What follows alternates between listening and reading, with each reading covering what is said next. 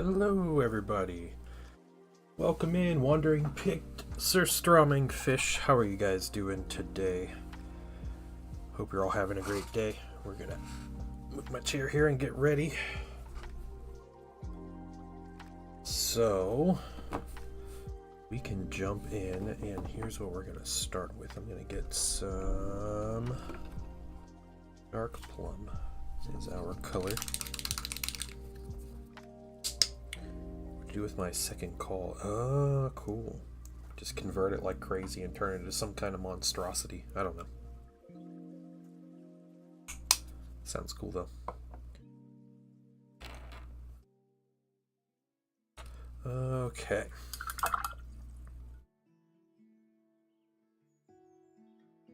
Start getting some of these other colors on here. As if he isn't a monstrosity. That's true. That's true. Surströmming Fish, nice, working on the Rivendell Knights. I have, never messed with those Rivendell Knight minis.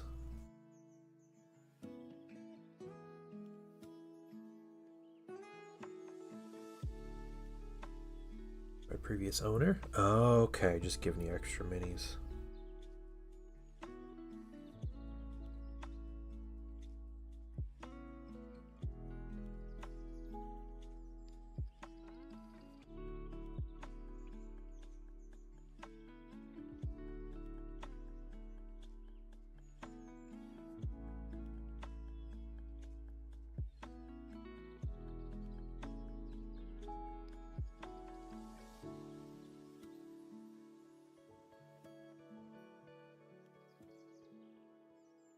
We're going to do our best to finish these minis up today.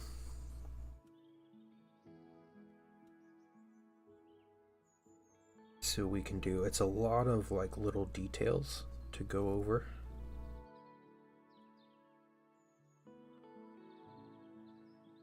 I'm going to do my best. If I don't finish them up during stream, I'll probably just finish up the whole process this evening on my own. It's good to go.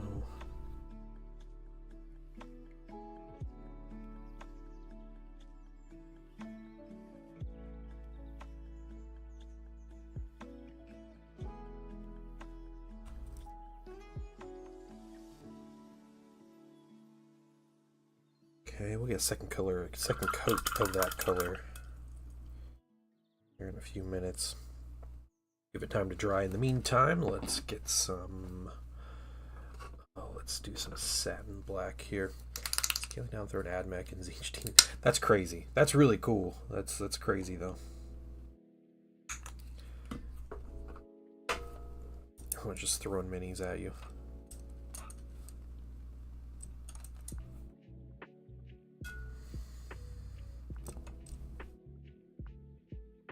Brush to do this. Get these drones. We're going to use some satin black. I'm going to grab the light stands here.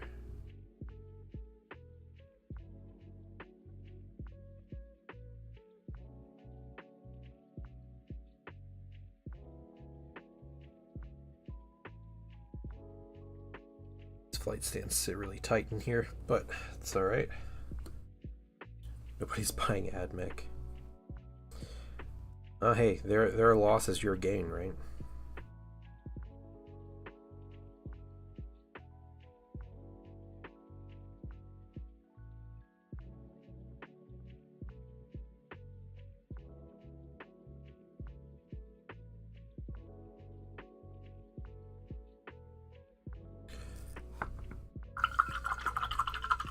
One, 3 more to go. Like I said, we're just doing little colors. I did work a little bit on these last night. I did highlights on the orange and the red on these minis, so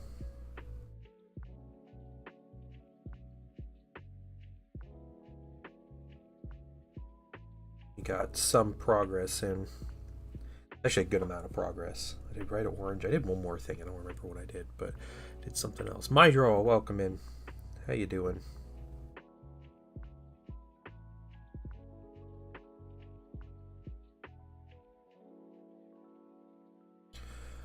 The big color I need to highlight today is the black. I need to work on some of like the plasma effects and the effects on some different weapons. Getting some small kind of silver details on things. Just a bunch of stuff like that. But I think the black is the one that will sit on the longest today. And if I get that done, we'll be good. Smooth sailing from there.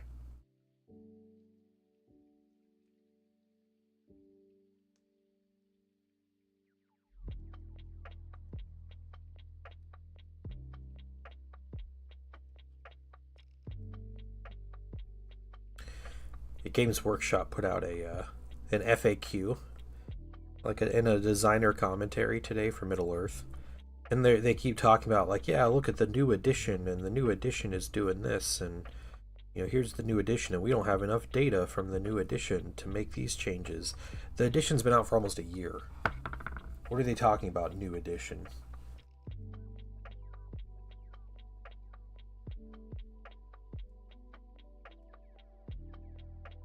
It's crazy to me. Things day one people were complaining about.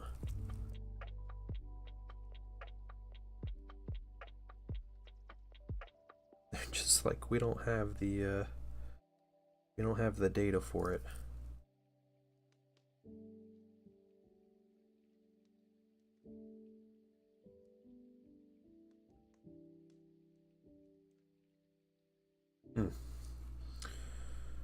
Fun stuff. What are you guys up to? It's Thursday, right? What's going on this happy Thursday here? FAQ was pretty good. Okay, well that's good. I read it. It didn't have anything that affected me really, but you know, I haven't played the new edition yet either. And when I play dwarves, so no, they never have. Yeah. I know there are just a lot of complaints that people had with the edition, like monsters being really good, like ents and eagles and stuff being oppressive, and those different kinds of things. And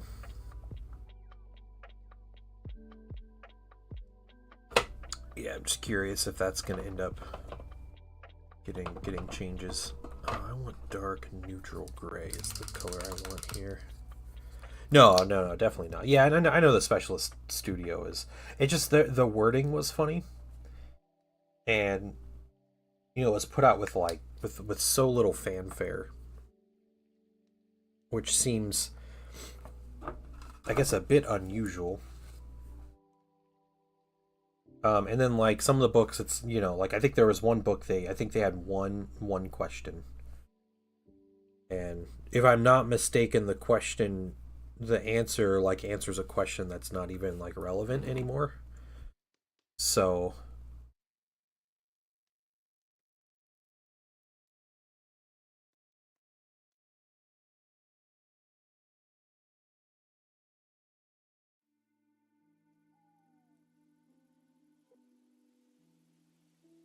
I mean, they mentioned they're going to do a balance pass or whatever. They said that they're going to do that. It's just they said they don't have enough data on this, you know, brand spanking new edition that we have that only came out in November of last year.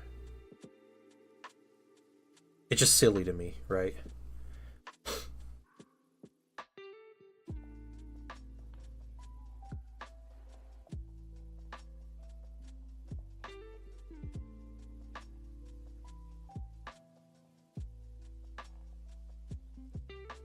Going to how to paint Heresy Thousand Suns things at the local GW tonight. Oh, cool. All right. It's specifically for how to paint Thousand Suns and Heresy. Is that what you're saying? That is a very specific and focused topic.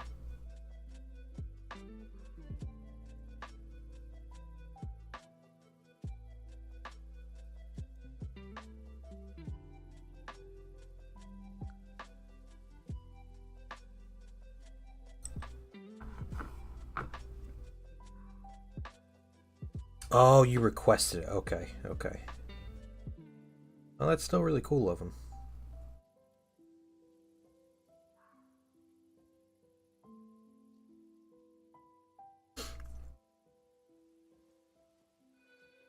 Well, I will tell you, Wandering Pig, if you're going to use like Citadel colors, Angron Clear Red is, in my opinion, the best color to use for Thousand Suns as far as Citadel goes. Um, Colors like Blood Angels Red are nice, but to me they're super dark. They go on really dark. Yeah, and the Clear Red has like a nice kind of orange vibe to it. And it also isn't like too strong. But yeah, that over like a gold base coat. Good for you. Come on, another FAQ in February. There won't be major changes then. Yeah, yeah. And they'll still be talking about how brand spanking new the edition is, and you know, they couldn't possibly have the time to figure out what's good and what's not. It's just weird to me. You know? I play most of the specialist games from GW. I understand the very slow churn and how they don't get many updates. It was just a weird way of putting it.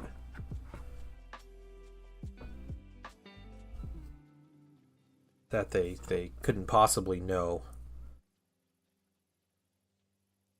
what would be wrong with the game at this point in time. Translucent red. I did try the transparent red from PA, and it is too purple. It's way too cool, in my opinion. If you mix it with a certain ratio of orange, of the transparent orange, then it can work. But I'm also like, I'm not about mixing a bunch of colors for my for like my basic army color schemes.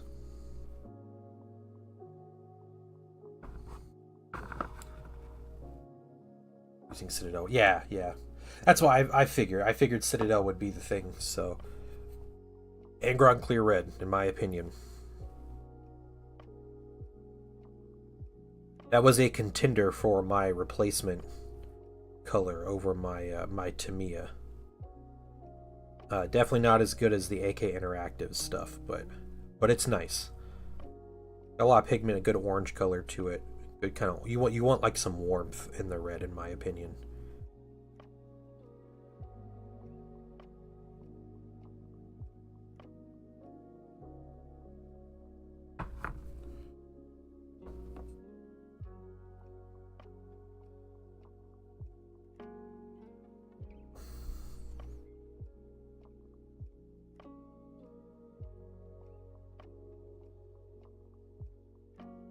Paint over gold. Yeah, so one of the classic techniques for painting Thousand Suns or painting with clear paints, start with a gold and then highlight the gold layer. So you base coat gold and you highlight up from that. I think gold is better because you get like more warmth in your red when you put it on. But you start with a gold, you highlight up that gold, or dry brush or zenithal or whatever whatever you need to do. But you can do it almost to a silver, and then you just cover it with the clear red, and you have like 90% of your highlights built in right there. You get a lot of depth in the color and everything. So I've also seen people start with gold and they put a purple wash over the mini, and then they build up into like a bright gold to add even more contrast into the red layer when it goes on. So yeah, there's a lot of directions you can go with it.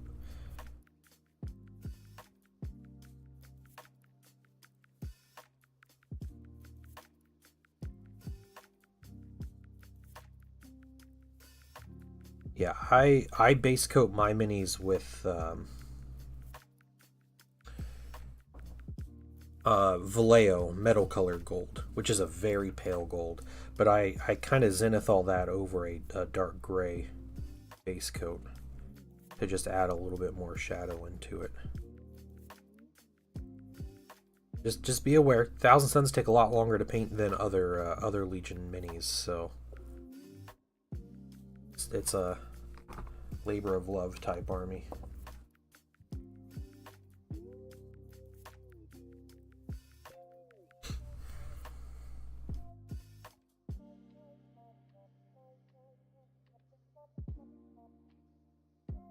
Yeah, and I think, in my opinion, the best move to make the armor look really good after you do the red and you're finishing up, everything.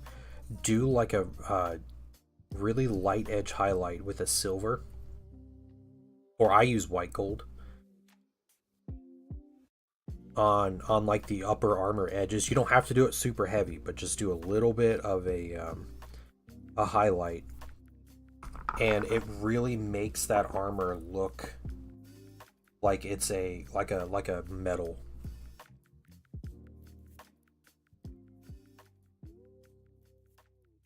Putting too much effort into it. Yeah, yeah, maybe. At the end of the day, they are just Space Marines, but it's just so it with a lot of my Thousand Suns Marines, it's not like I'm taking a ton of time like with a brush on them.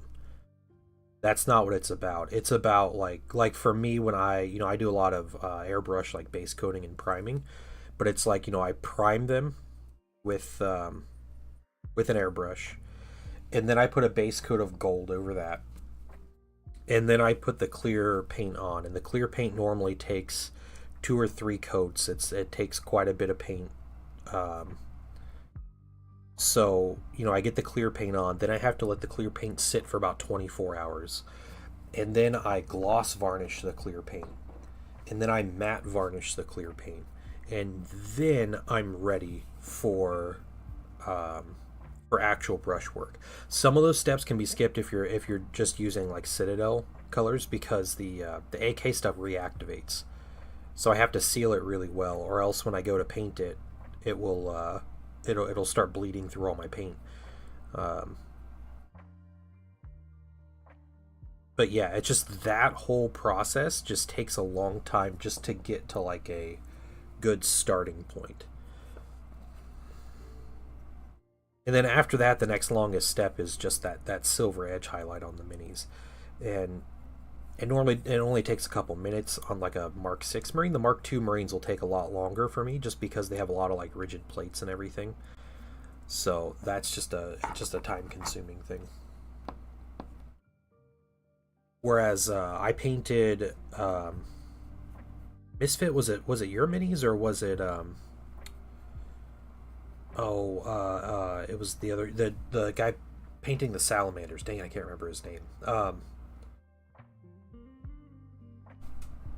I stole his technique to paint salamanders for my son, and we painted some test minis. And I painted 2 minis in under an hour, including the like priming and base coating and everything.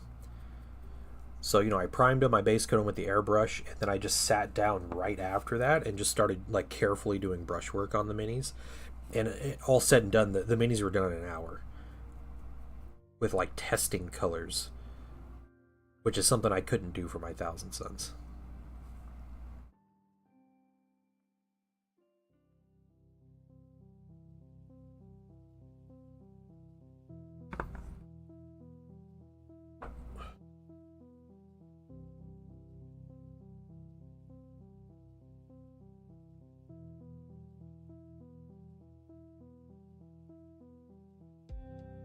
Or Mark 6? Yeah. So the Mark 6 are the beaky helmet ones. They were in the starter set from the last edition, the Age of Darkness box. If they're from the new Saturnine box, okay, okay, yeah, the beaky helmets are Mark 6. They are super quick to paint, and that's why I think GW put those as the first like updated plastic in that starter set, because they are so fast to paint. There's no trim on the minis. They have one studded shoulder pad, and that's it. So you don't even have to worry about like painting studs on the minis. Um, yeah, they don't even have like knee pads. It's just like their like leg plate greaves like come up to their knees. It's crazy. Yeah, it's their helmets are really simple.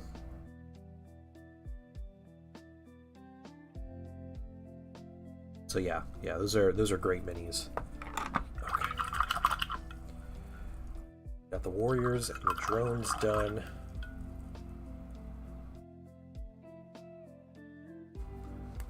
Let's get these 6 Ironkin going.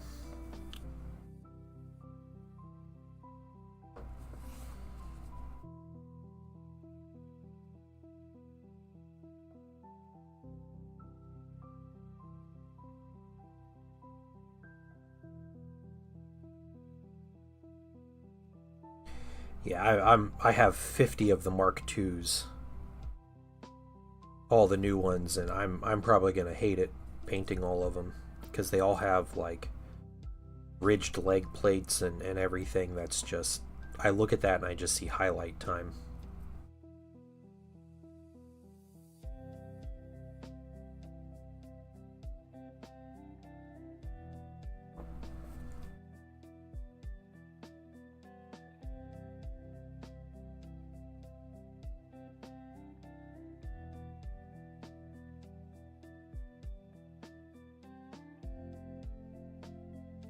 Yeah. Same with the Mark III. The Mark III, in my opinion, it's my least favorite, but they also, to me, it's not fun to paint just because it's just all trim. So I'm hardly getting to do my silver highlight on the red, and the red doesn't look as good with how I'm painting it. So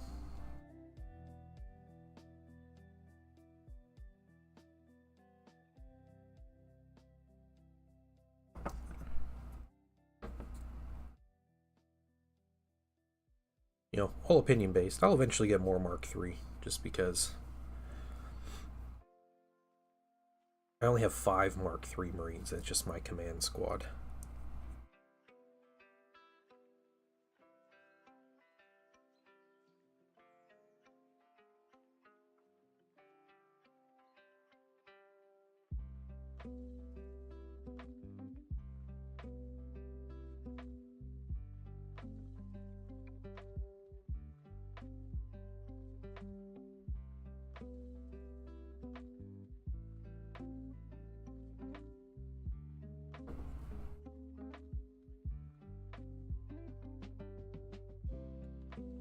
This box is a payment. That's a nice payment.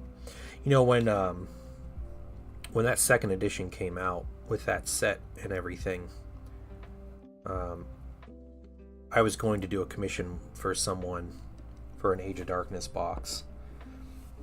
And they showed me pictures like, yeah, I purchased it. Okay, I'm gonna send it with the mini that you're gonna paint. I think it was like a Mortarion or something. They wanted me to paint for him, and I was like, cool, all right. Like, I'll be waiting for it. Cool, I can get started in the game and everything. It's gonna be great. I normally don't take trades for my work, but this is the one exception because I felt like it was worth the what I was doing and everything. So yeah, it was the whole thing, and the guy never sent it, and I was like, he never sent anything, and I was like, hey, like I'm waiting for this, and I kept messaging him, and he just like completely ghosted me. He was like a regular in the stream and everything, and it's like he had all the stuff, and he just never sent me anything, not even anything to paint. Like, it was just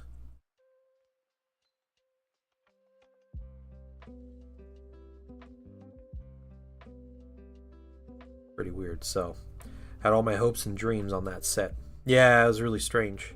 So I don't know. And I saw the guy on Instagram, like, he was still posting on Instagram and stuff. He just like ghosted me. Just strange. Like, if something came up and you can't do it, I understand. There's nothing wrong with that. Like, real life comes first, and I always understand it's a lot of money to have someone paint a commission for you, and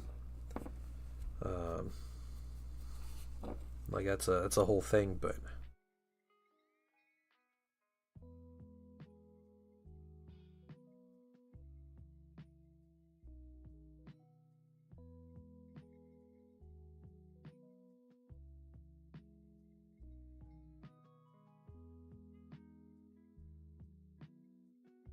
yeah, let them know. Yeah, that'd be nice.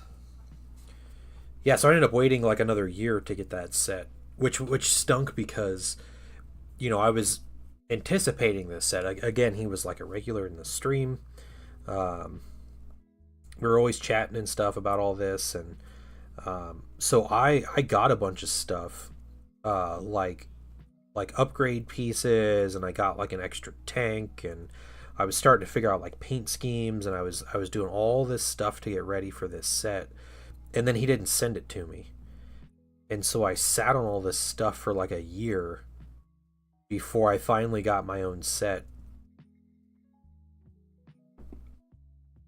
And it just felt bad. I was like, man, I just spent a lot of money like just anticipating this set, and then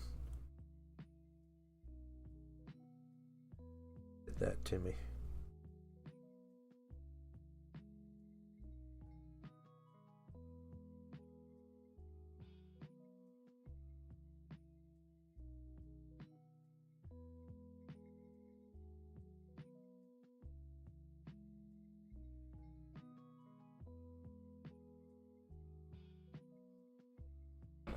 Let's keep going. We'll do. We won't do dry brushes on the characters. We'll do manual highlights on the characters.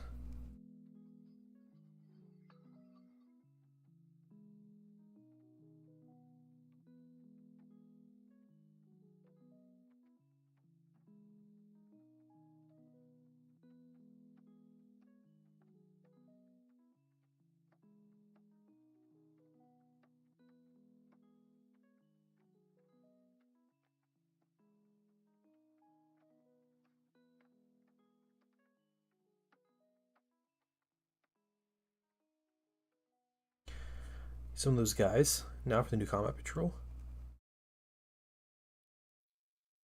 Which guys? These minis, Sathi? I didn't know you played 40k. Play Votann? These minis are horrible to paint. I'm just going to tell you that. They're horrible to assemble and horrible to paint. I don't know if they're good or not, but I've painted enough of these to know. I don't like them.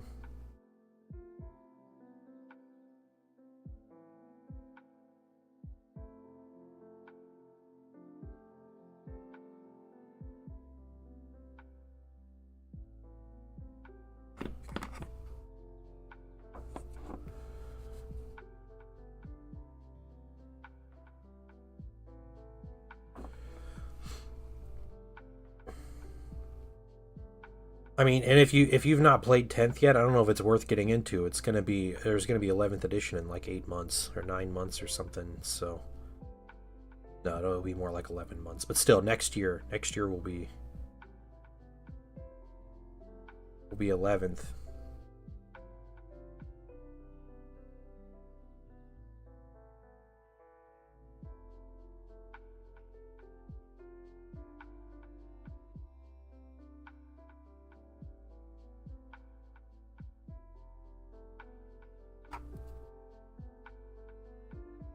It's a whole half year to play, yeah.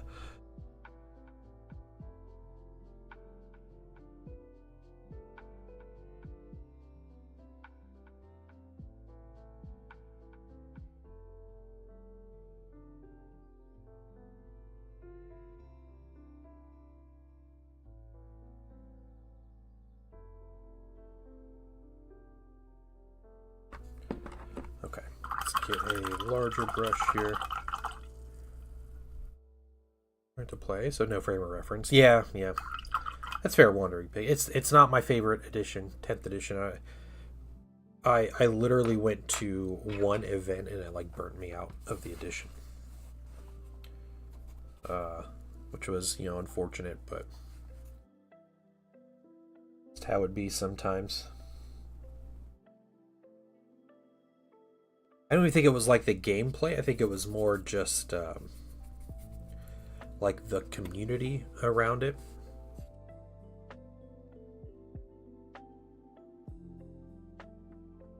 Where, I went to a little local tournament at my LGS, and I used to go to 40k tournaments all the time, and I go to events, for a lot of other games, and I have never I've competed at like the world's level for games and stuff like that for certain games. So like I would play competitive games. I have never seen such a weird like I don't want to say it was unfriendly. It was such a serious event, and I've never been to something like that. And again, I competed at Worlds, at the World Championship for Star Wars Armada, and it was more laid back than like this local store tournament. And yeah, what it felt to me like a local team that competes at like GTs and stuff. They found a location to do monthly tournaments to practice for GTs. And so that's what they did. They decided to organize tournaments so they could practice. And I don't know, just the whole attitude behind the whole thing didn't sit right with me. It kind of killed my interest in 10th edition. So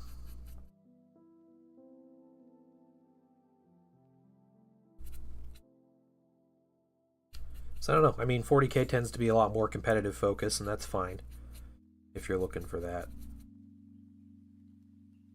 I'm not really looking for that in the game.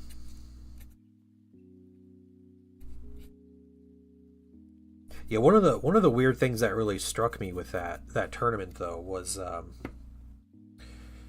they had some gift cards to give out, which was cool, and they gave out some little gift cards to people, like the person that won or like the top 3 or whatever got some gift cards and stuff, which I think were just people as part of that team. So I don't know if it was just an excuse to, give their friends a gift card. I wouldn't presume it's quite that crazy, but they had like 3 leftover gift cards after that. And normally with a miniature game, you give out specific things, even if it's like a quote-unquote competitive environment, you still have like a hobby aspect of it. And like naturally for me, it would be like, hey, let's take a vote at lunchtime for your favorite painted army, and then person will get one of the gift cards, and let's do let's do some random things like who traveled the furthest, or who helped bring stuff to set up, or who got like a sportsmanship, can we do like a sportsmanship, like you vote for your favorite game, and that's that person gets a gift card and stuff like that to encourage people. But they didn't do any of that. It was just the 3 people that won, and then it was a random draw for the other 3 people to get a gift card, and that was it. Which was really strange to me. Like, there was no like hobby aspect to having an event that requires painted minis.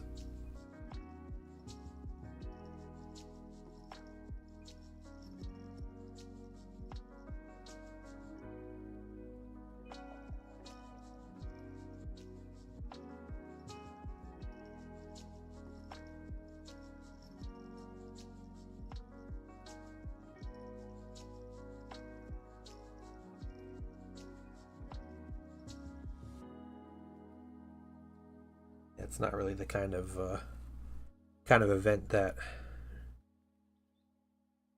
I care to go to, especially for something when I'm spending hours and hours painting my models. It's nice to be recognized for it.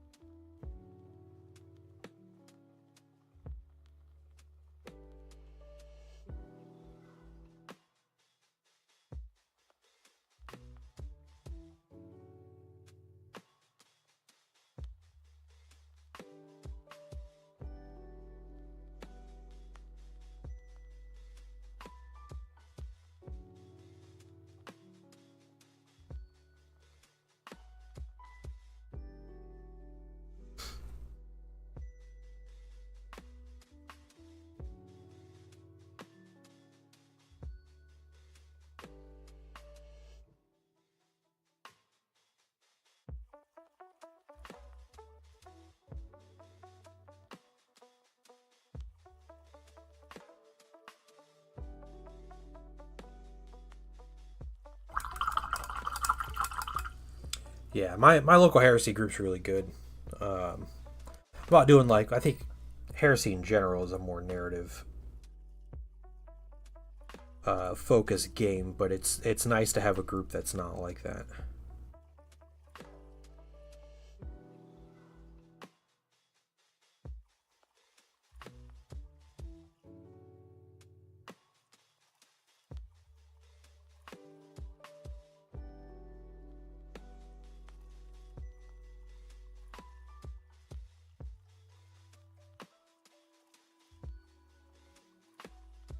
Trillium Warcry? Oh, cool. All right.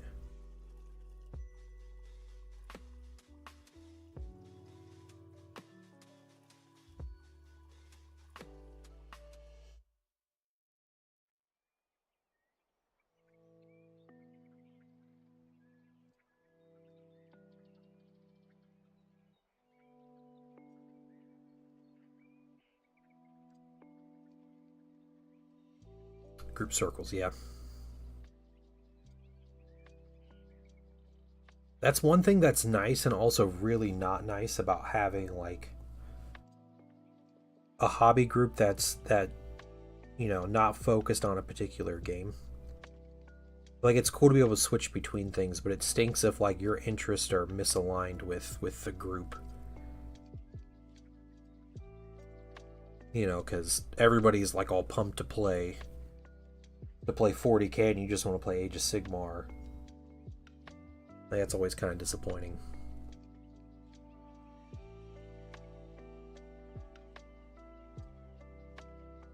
But if you can find someone to play with you with a game, anytime, like that's also really nice. So yeah, you just kind of sit out the old world stuff.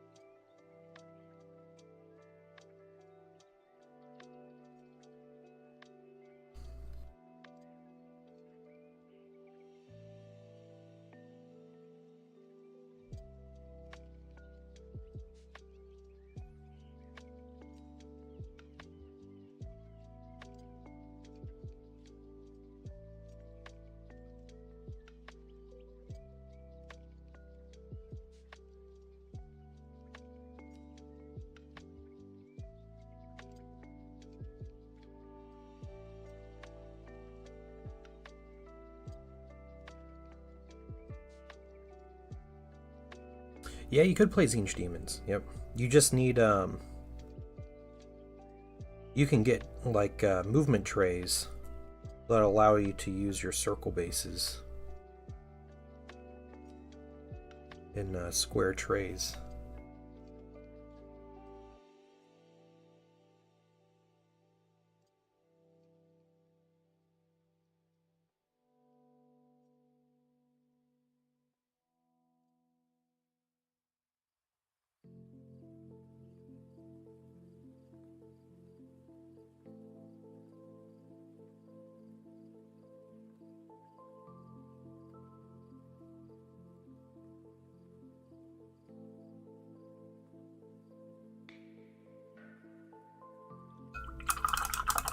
Personal collection. This is a commission piece of Oracle Teaspoon. Also welcome in.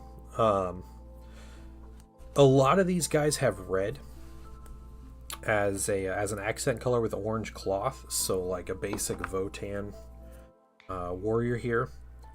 This guy's got like the robot legs. So let's see if I can get. There we go. So, however, this particular mini here, the client sent me this mini. This is like a commemorative edition of one of these like commander minis. And I've already painted 2 of the same unit type of this mini before. So having a third one, I had to come up with a different kind of color. I want them all to be different colors. So one of them I painted with red accents, one of them I painted with orange accents, and then this one gets a nice dark plum.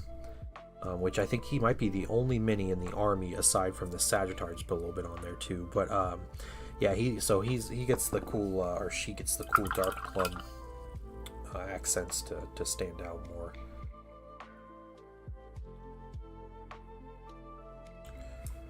Okay, set you to the side. We got our killing. Oh, thank you. I appreciate it.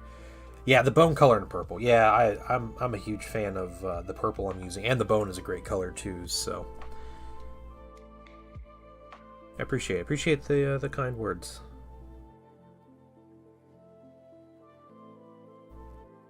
This mini is almost exclusively painted with Pro Acryl.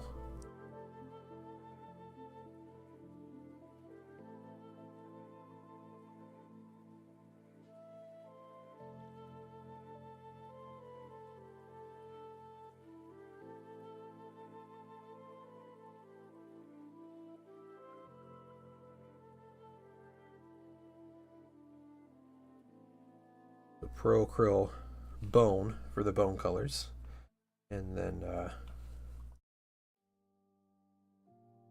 dark plum for the purple. Yeah, Wandering Pick, just you can find trays. I know Mini Wargaming sells STLs and printed trays. I don't know how they're like shipping to Europe or the UK situation is, but if you know someone with a filament printer, they could print you some. I don't think their files are very expensive. I thought they were pretty cheap. But yeah, you'd be able to play Old World just like that. It'd be real easy to jump right into the game. Hey, Star Laser, what's going on? Okay. Next thing we're going to do, I think we hit up the brown accents. So, oh man, cracking neck and everything. Good stuff.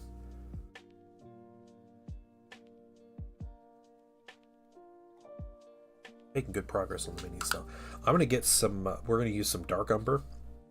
I originally used black brown on the gloves and the belts. The dark umber is a lot brighter, but it's like desaturated, which I like for their leather look. So we're gonna do some quick highlights through all these Votan minis. If I can get some out, I'm kind of learn how to paint here on dark umber. Here you go. Just one drop should do it. Do I have more dark umber? Let's see. I have so many spare bottles of paint at this point. I do have another dark umber. Okay, good.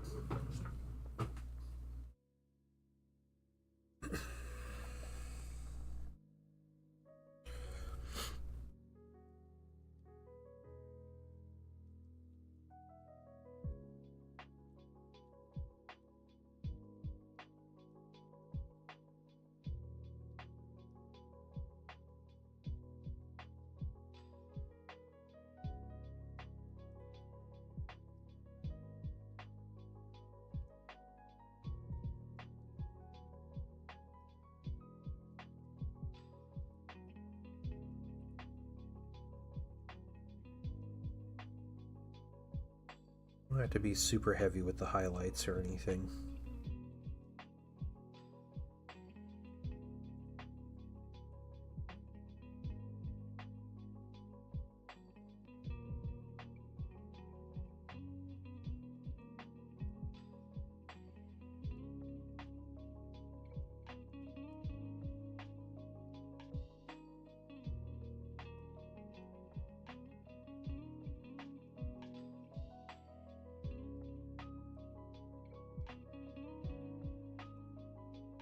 These Votan minis are always such a like trust the process kind of thing.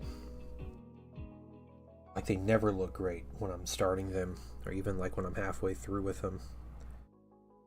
But by the end, I think they end up looking really good.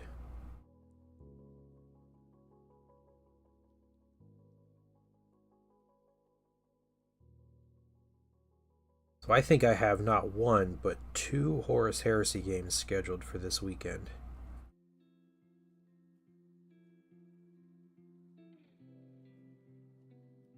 Really excited. Playing a 2,000 point and a 3,000 point game, so.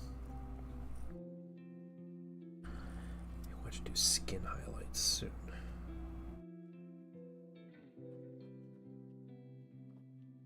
I got to learn these rules quick at this point because I'm going to be doing a teaching day for the game in a couple weeks. So I haven't played 3.0, so this is on the context of I have done nothing but like read leaks and rules and other people's opinions and watched all the battle reports I could and all these different things. But I'm really excited to play. The rules look like they play really well. There are some things that, you know, I'm not a particular fan of, but I think overall I'm like 85-90% positive on what I've seen. I have had a much more cheery disposition about the rules than I think maybe some other notable people have. Not that I'm a notable person, but some of the people that maybe you hear online talking about the game. But I know there was some like really, really salty opinions about it with like leaks and everything. But no, I think the rules are really good. I think I'm really hoping as the journals come out, I'm hoping there's lots of great things added in those journals. I do have the first one, and I plan on getting the second one because I play Thousand Suns, and they have rules in the second one. So I'll be grabbing that one when it comes out. I hope they come out really quick. I honestly would not mind like a once-a-month journal because I want Legion-specific plastics to come out. So I don't like it, so I use house rules. Yeah, the house rules thing was always funny. We had this discussion. It was who was it? It was Josh from Mini Wargaming was chilling in stream one evening. And this was as the leaks happened, so like this was like the most negative point I think the community got with these rule sets, and I was streaming. We were talking about. He came and he hung out in the stream. We were chatting with him, and I was one of my points I was making was that Heresy has always been a game that people house ruled. You know, it's never been a balanced game. I don't think it's ever claimed to be a balanced game, and the community has policed itself. And I understand if people don't want to do that, but that's always how this game has been. Like, I think I'm always going to ask my opponent before I bring a Primarch to a battle, you know, because it just doesn't feel right to like, spring something like that on somebody. But we were talking about, like, the missing war gear for console options and, like, you know, not being able to field units on bikes and stuff like that. Yeah, Surprise Magnus would not be too exciting for the opponent. And, so I asked him, I was like, as I was like finishing stream, I was like, all right, I was like, Josh, Mini Wargaming Josh, what would you do if the legacy document comes out and there's no option for, say, your chaplain to be on a bike? What would you do? And he said exactly what I was hoping, which was I would pay 30 points and I would put him on a bike. And that's like the Heresy community in a nutshell. Like, that's what you do.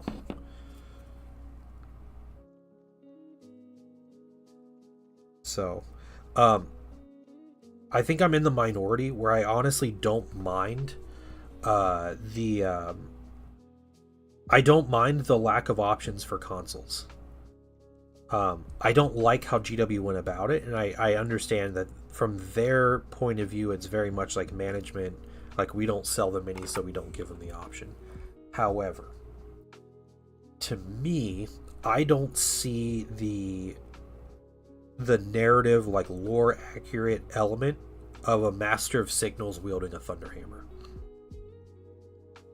Because a Master of Signals is just the radio guy. Like, he's the guy that's better at communications equipment and stuff than the other Marines, so he gets this job, you know.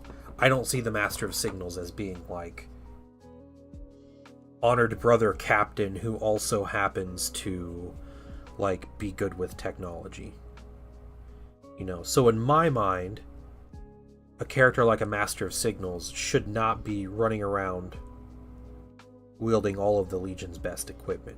That's my opinion, and it's fine. People disagree. I would never care if somebody took a Master of Signals and equipped him with a whole bunch of stuff, even if it's not in the rules. Like I don't care. Like people want to, if it makes someone happy, they can do that. But I don't necessarily disagree with the decision. The reasons behind the decision are an issue, but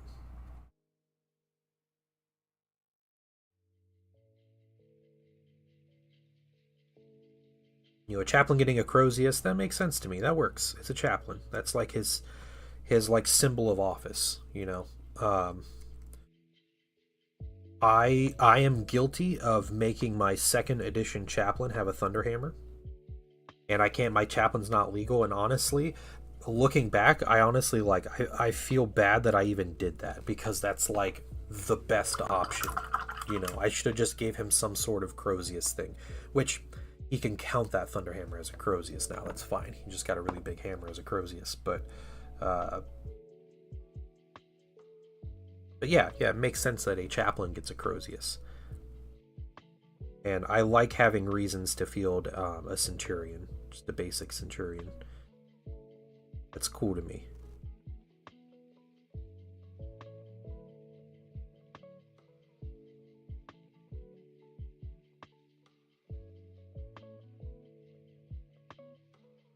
So yeah, I think I listened to a podcast. I'm not going to name the podcast. I'd never heard of this podcast before. I don't think it's a very big one. But I listened to it, and they were talking about it was like, is Heresy 3.0 turning into 40K or something? And I was like, all right, I'll buy. I'll buy. This is total rage bait, but I'll listen in. And I made it like 8 or 9 minutes through their actual discussion before I had to like be done. Because it was obvious that neither of the players had ever played Horus Heresy. They were both only 40k players, and what they were doing was they were finding people's opinions online and like regurgitating them and like trying to make it like fit what they thought sounded like the worst. And it was funny because they were talking about different units in the game, and they weren't getting the names right. And it was like, it's so obvious that neither of you guys have any experience playing this game, and you're just using like 40k knowledge to like try to do like a rage bait podcast. And it was weird. Like they couldn't get the name of like factions right. So they were, like, yeah, the Adeptus Mechanicus and the Astra Militarum and everything. And I was like, those aren't things. Those aren't things in Heresy. Please do like the bare minimum of research before you start shouting opinions about these games.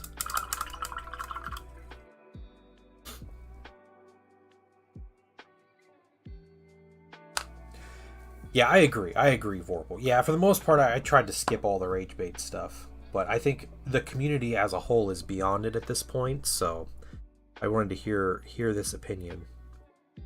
Yeah, they were talking about how the rules are, it's starting the simplification of the rules, and it's turning it into 40k and everything. And I don't know if there's one person that's played the new edition that thought that the rules are being simplified. If anything, they seem more complex.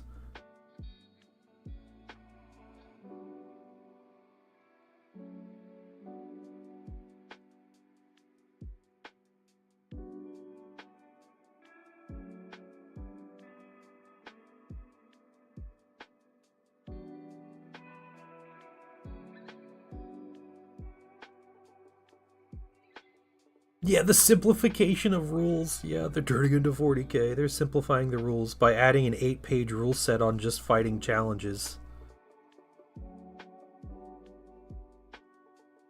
Yeah.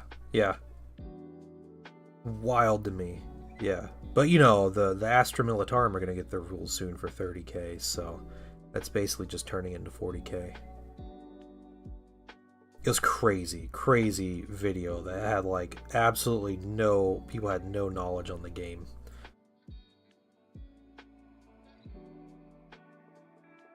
There was one, sadly this was from a 30k podcast, a YouTube channel, and this was when all the rage started, and it was the two guys chatting about the game and about all the missing things. And one of the guys plays Iron Warriors, and he was talking about all the things he's missing as an Iron Warriors player, all the things he's missing from the Liber. And I was like, wait a minute, like that sounds like a lot of stuff that you're missing. And so I looked in my second edition Liber Hereticus book. And the things he's talking about that he's missing from the Liber were never in the Liber from the last edition. They were all legacy units in the last edition.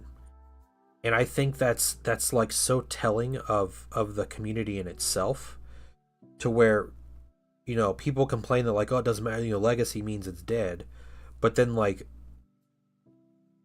people who are literally like supposed to be experts in this game don't even know the difference between the legacy units and what's in their actual army book. Because the guy was pointing out units. He's like, well, I'm missing this unit and this unit and this unit. And those units were never in the book to begin with. They weren't in the last book.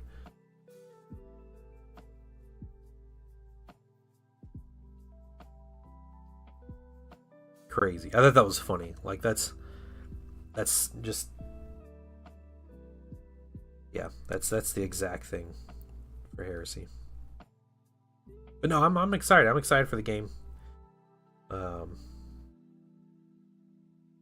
Our group was pretty salty for a while, but it seems like almost all of them have come around and are wanting to try the new rules. So.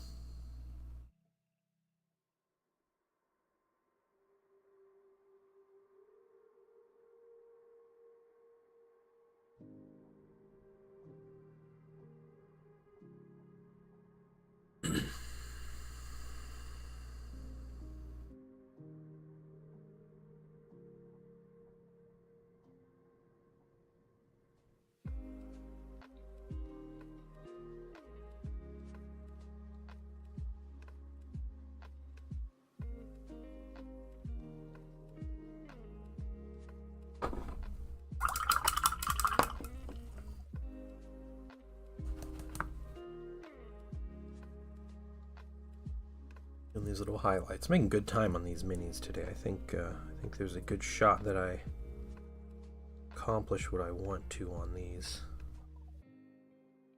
I think I'm probably spending a little extra time on this brown, but I like it. I like these warrior minis. I think these generic warriors, the first time I've painted these minis after painting like 3,000 points of Votann.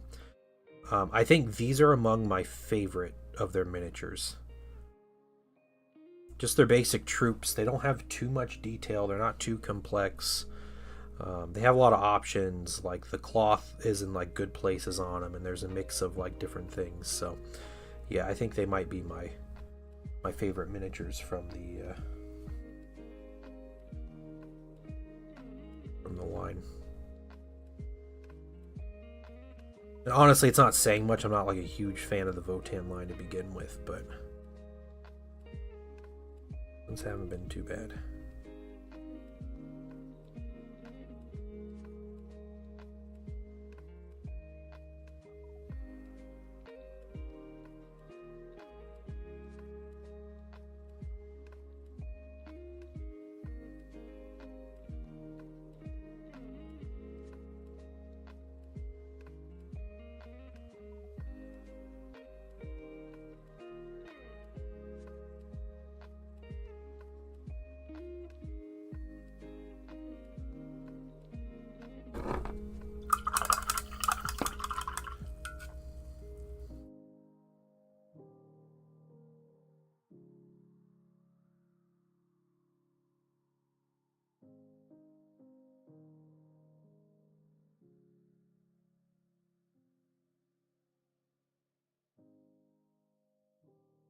Let's keep moving. Get about 10 more minis.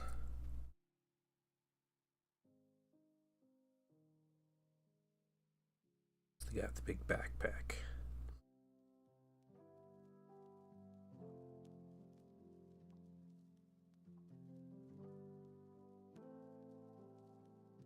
Vorpal Teaspoon, what faction do you play in Heresy? What's your like main army? Or do you have multiple? Hey, Greenleaf. Greenleaf, I made myself a grilled cheese yesterday after stream. It sounded too good.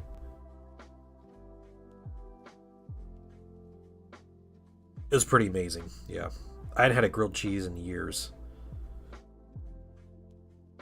It did, yeah, you definitely did. Yep.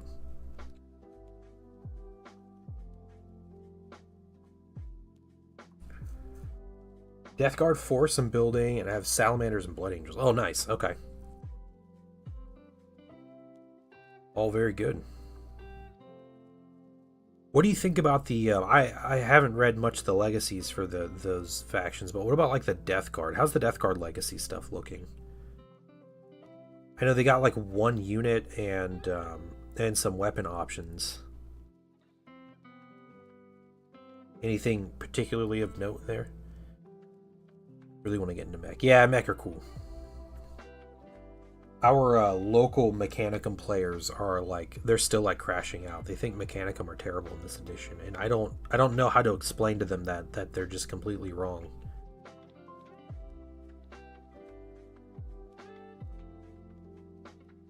Building a secret model? Oh, okay, it's Fellblade. Sweet.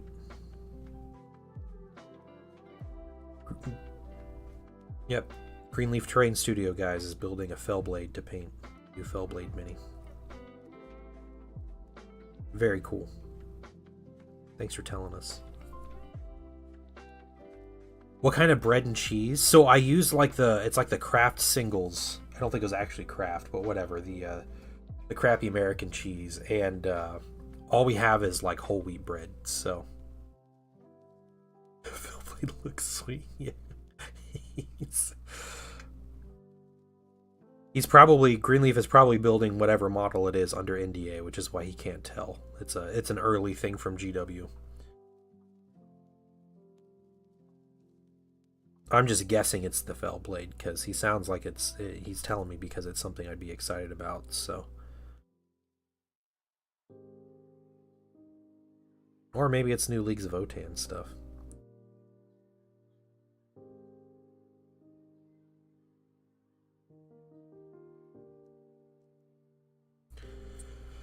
Yeah, Fellblade's the big tank. Big tank. Hey, Zen, what's going on?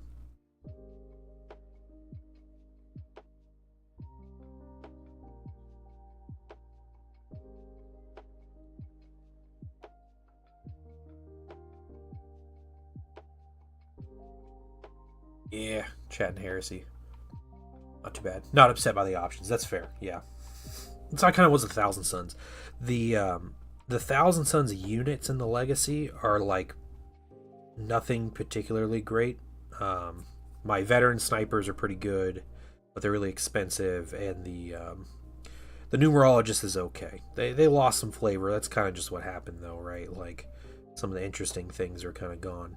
But the weapons that we got, the unique equipment, it's the plasma guns. The Thousand Suns, the Achaean plasma weapons are pretty insane and synergize really well with the rest of my army to the point of like might be oppressive. So might have to try it once. About to airbrush some Black Legs Gray highlights first. Okay, all right. What's up, Raja?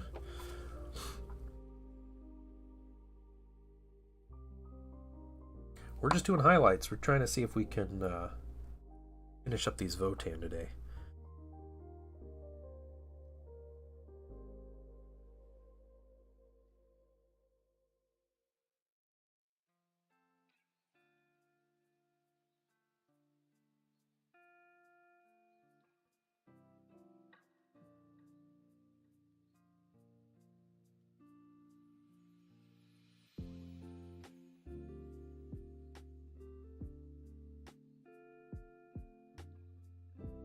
Oh, you know what?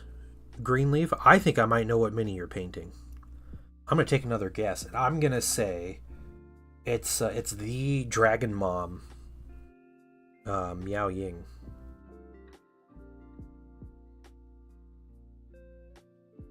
That's who you're painting.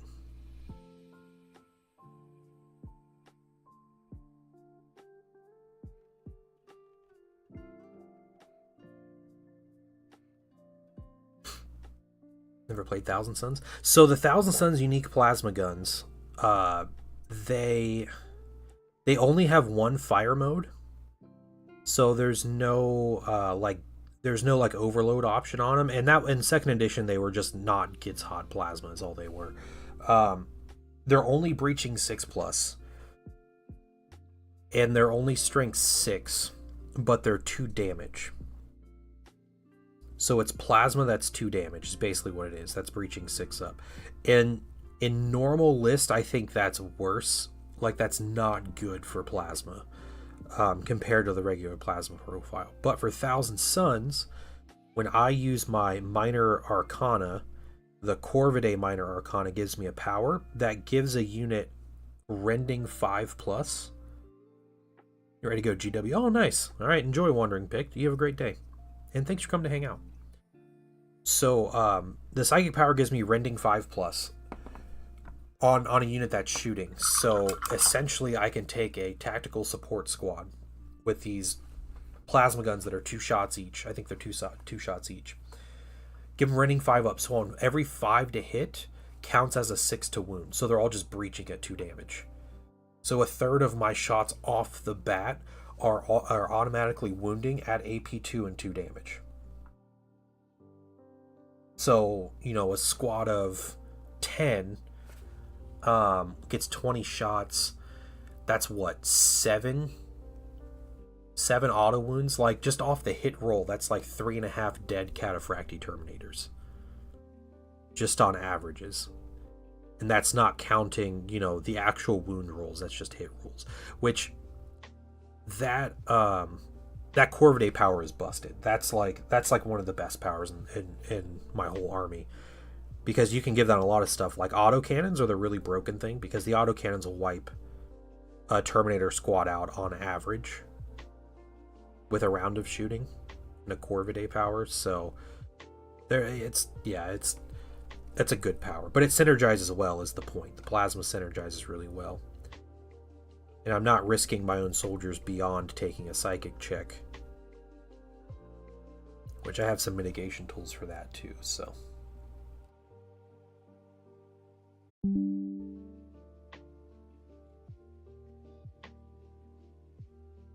Okay, my back got disconnected for a second. Alright guys. My internet's having trouble. I don't know what that was. Okay. My bad, everybody. Branch out and read up on other factions. Yeah, Vorpal, I understand. Yeah, almost all of my time is spent painting. I'm hoping to gain more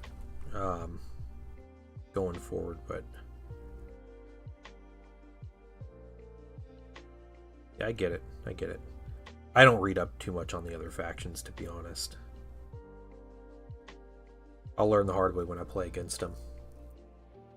No, it was me. It said I disconnected there.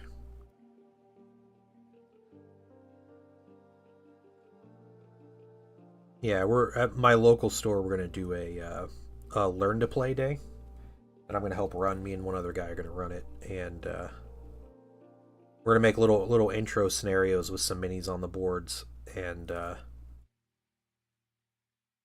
try to do some like quick rules references and everything, and we'll try to get people to play some little fun like test games.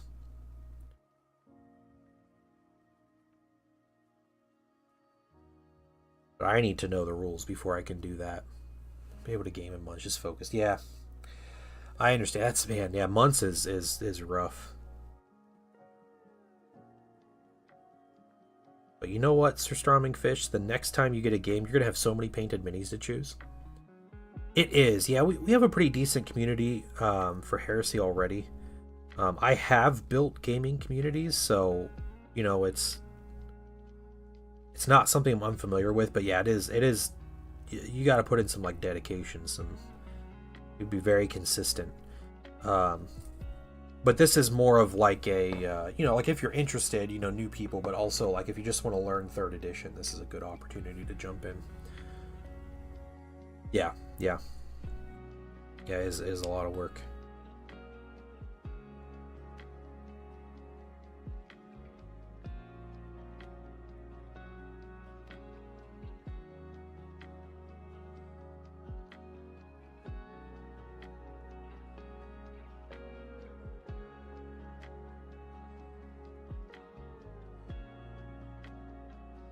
Man, I would love if GW made Mordheim a game.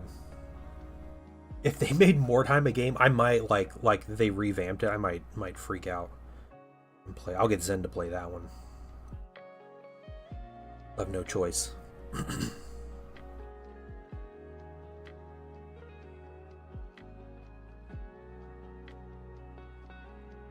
Yeah, one of my favorite game systems to play is Battle Companies for Middle Earth SBG. And I know a lot of the design elements for that were were based around Mordheim. I never played Mordheim proper, but I was always into Battle Companies. I'm pretty sad there's no Battle Companies for third edition, but he could basically port the second edition rules and or not third edition, the new edition. You can basically port the old edition Battle Companies in, but I always had a lot of fun with Battle Companies.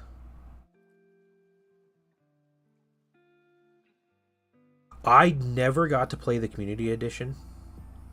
So my local stores always had a very small Middle Earth community.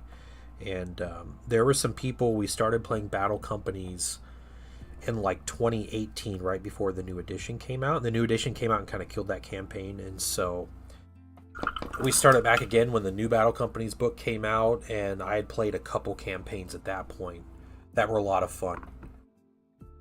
Yeah, I think we'll get one too. It'll probably be a journal, which is unfortunate because those journals don't have enough content for a Battle Companies campaign.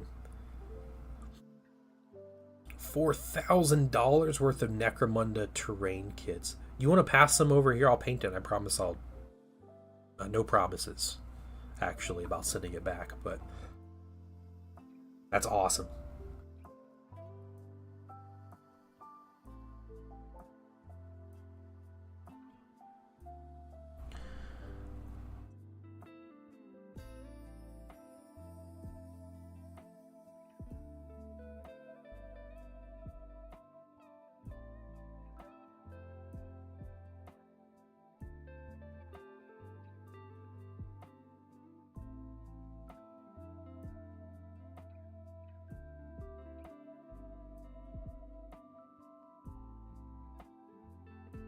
Yeah, if I played Mordheim, man, as much as I love Undead, I'd probably do some kind of like Empire themed warband because I want to paint Imperials with their floofy pants and big hats. You know, there's something to be said about the giant cod pieces all of them are wearing. You all know. And Mordheim and Warcry together? Oh, that'd be cool. Hey, Dref Builder, what's up? You have a new undead Mordheim army? Oh wow, okay. The undead in Mordheim, what was their theme? The warband I always think of with Mordheim that always like sticks out in my mind was the Carnival of Chaos. But that was the Nurgle themed like carnies. That wasn't undead. I can't remember the undead. Bought a Blood Bowl starter box for fun, nice.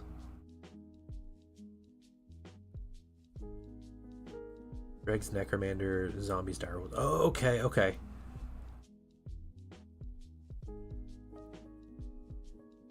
As they should. The undead should be OP.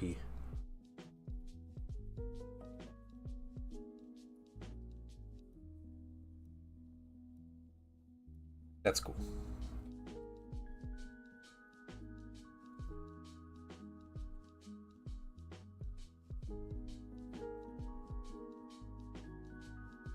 That's great. Mordheim Dwarves, yeah, yeah.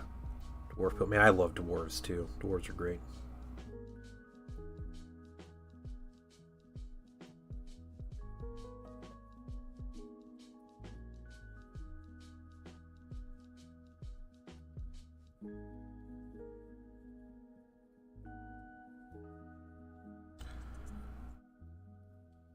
Doing a campaign. That's cool. That's really cool. A Slayer themed dwarf warband. See, that's appropriate. Like, that's a great theme for a Mordheim warband. Like, you know there's just going to be nasty stuff there, so you just go there. That's a great idea.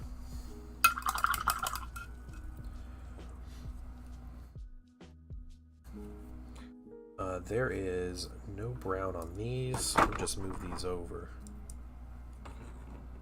Slayers are awesome. I hope dwarves get some nice new Slayer minis.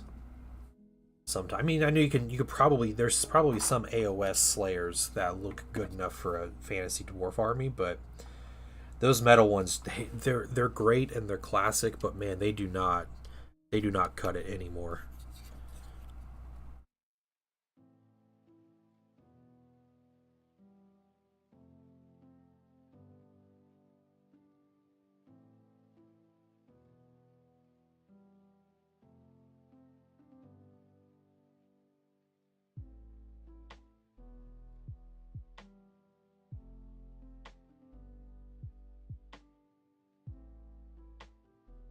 Fire Slayers look okay. Not good to use the whole army though. Yeah. Yeah, you kind of end up like limiting yourself, right? My favorite Slayers are the Doom Slayers. I think I have that Storm of Chaos book, or at least I have it now. The my buddy Killicam may have sent that to me a year or two ago just to keep. But when those minis came out, incredible stuff. All right. Yeah, Doomseekers are so cool.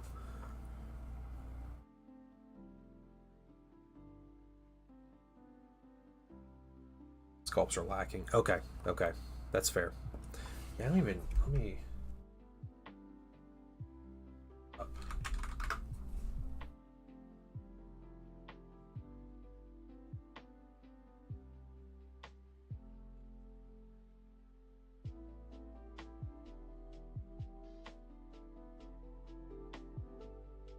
Is it the Volkite Berserkers? Oh, yeah, I don't like those minis very much.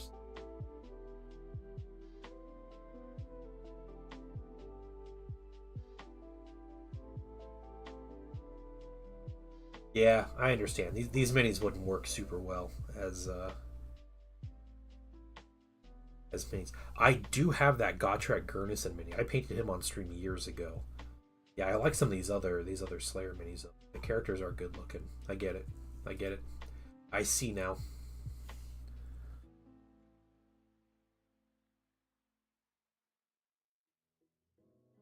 Volkites and Hearthguards, the two kits. Okay.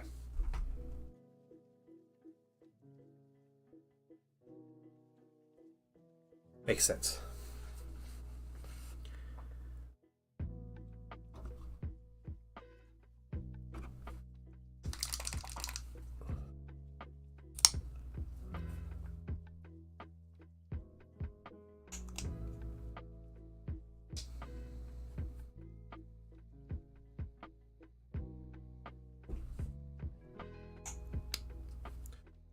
Okay, we have a little bit of plum. We're going to get some dark plum.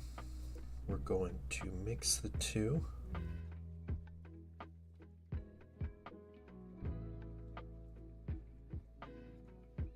Plum in there.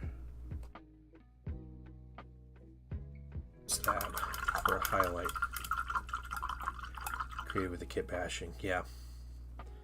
Yeah, it's like they're not just you know, naked dwarves with axes. Like they have like a lot more going on. It's just a little too much.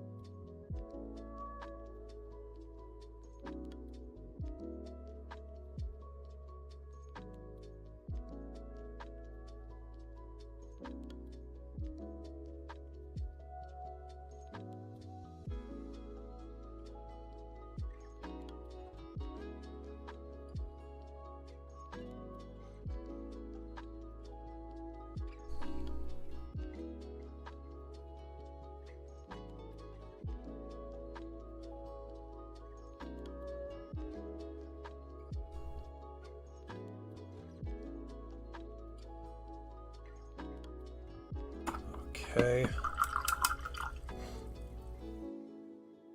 Doc Rose, what's going on? You, the painting dad, bring forth one of the following: your finest salamander, blood angel, or ultramarine from 30k. Okay. Alright. 1 second, Doc Rose. I can do this. Alright, give me 1 second, guys. I'll be right back.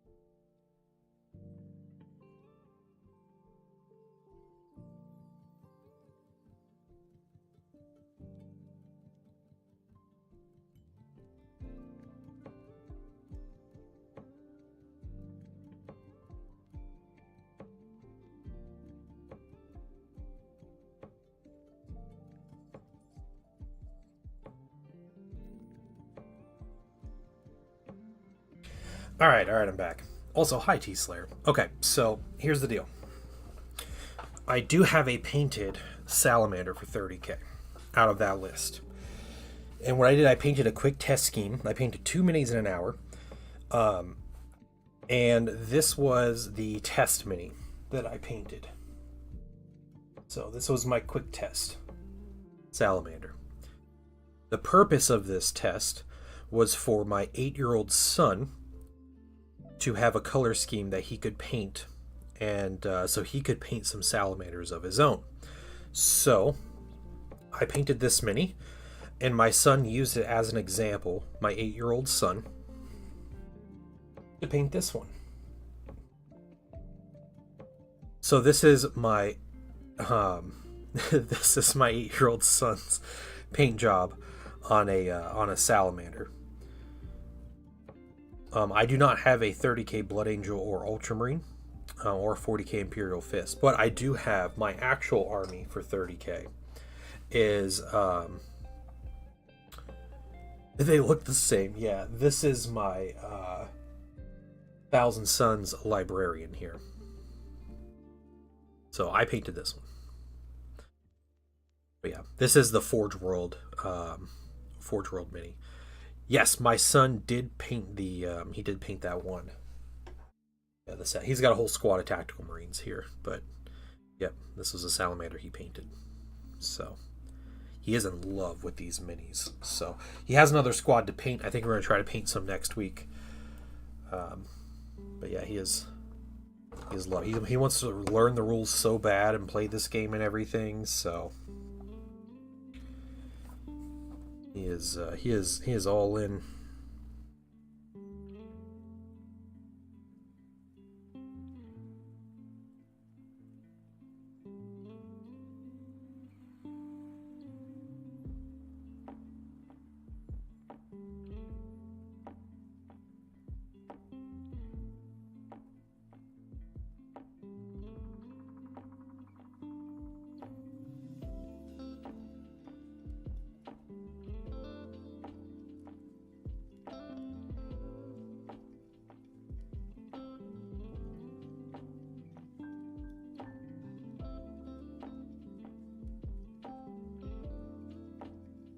messing up some of the details on this bronze, but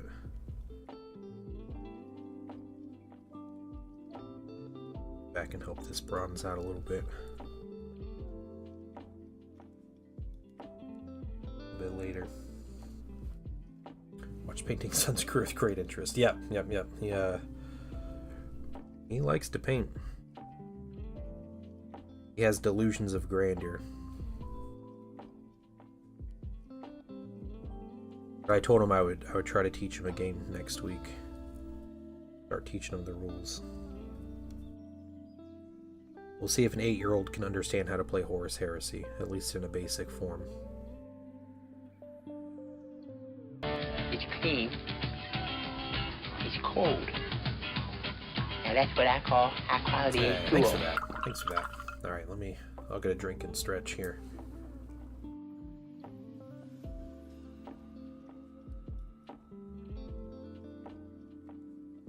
Some good water.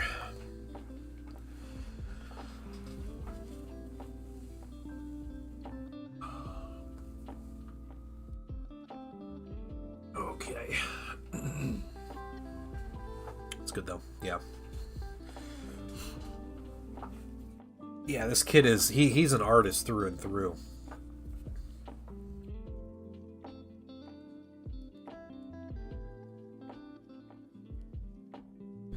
It took him a little while to paint those salamanders, but once he kind of locked in and saw like the end goal, he was good to go.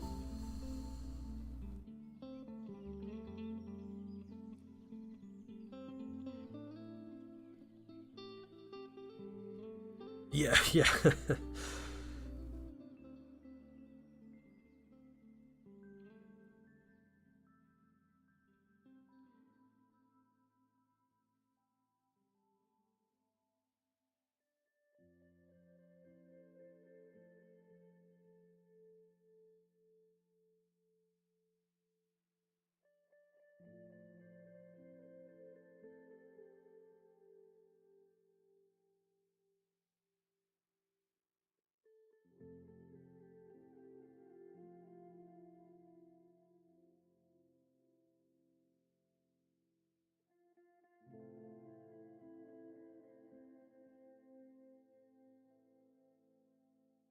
Beer for meetings. All right.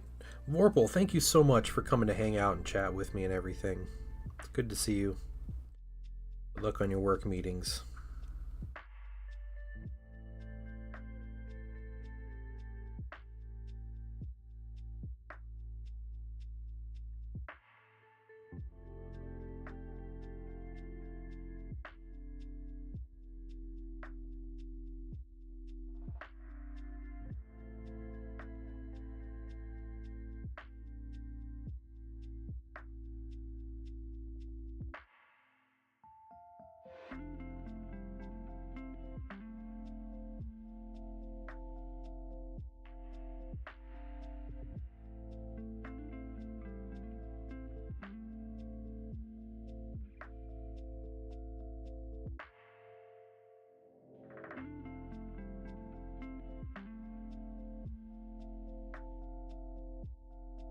I'll 3D print minis for my son to paint. I'm not paying full plastic prices for this kid yet. He is expensive enough as it is.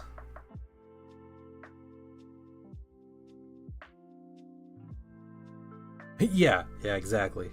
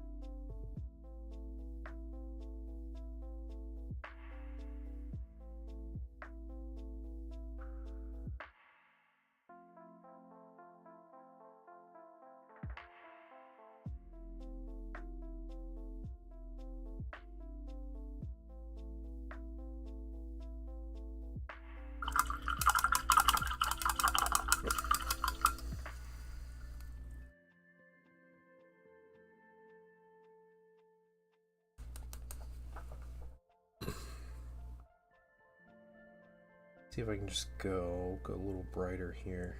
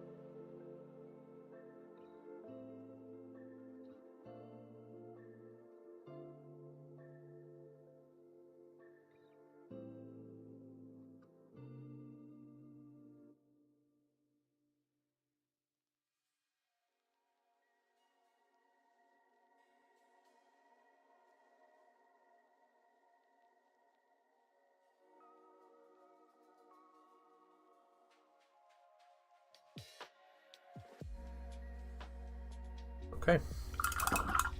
It's purple done. What are we doing next? Let's do some skin tones. Yeah, we'll highlight some skin.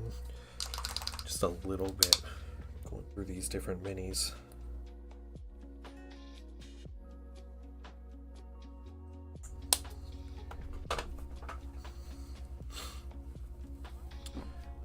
Let's start grabbing minis.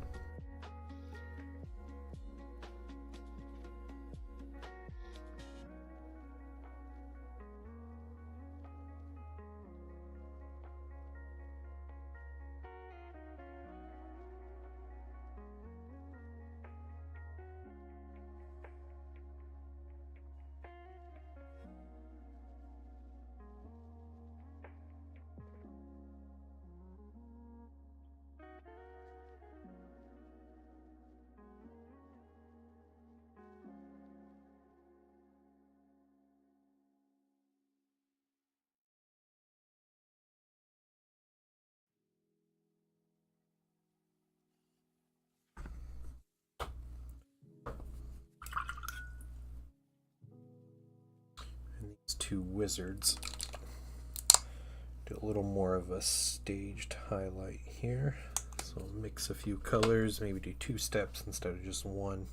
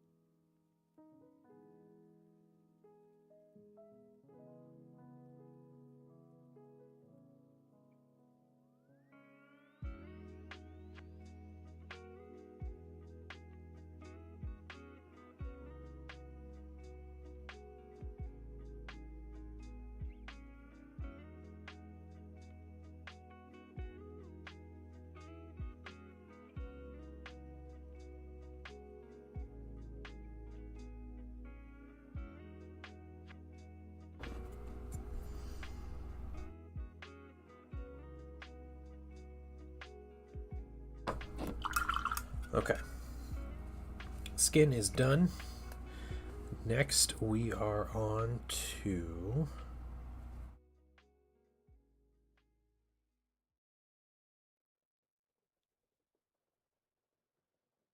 that's a great question actually. I think we can do a little extra here. Yeah, so we're gonna get some yellow orange, some bold titanium white.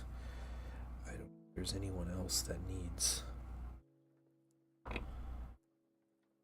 bold titanium white. But just this many, okay.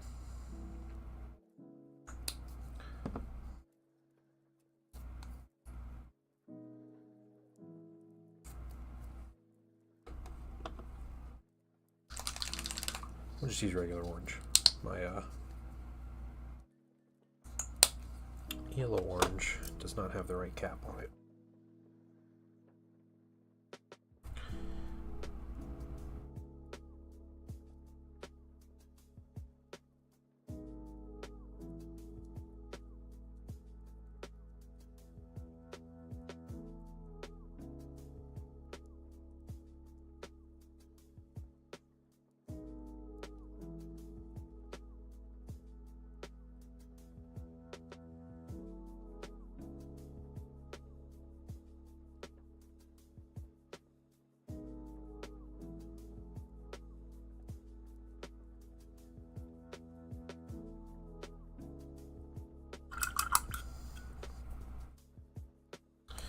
I have to get some random bits with silver as well.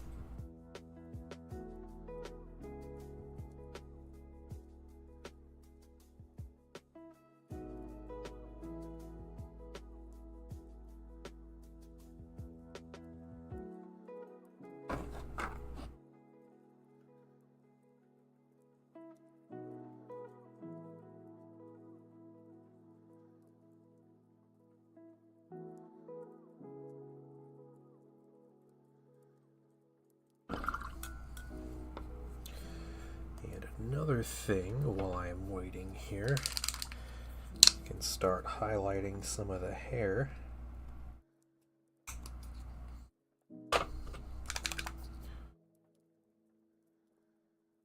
Actually need this color down.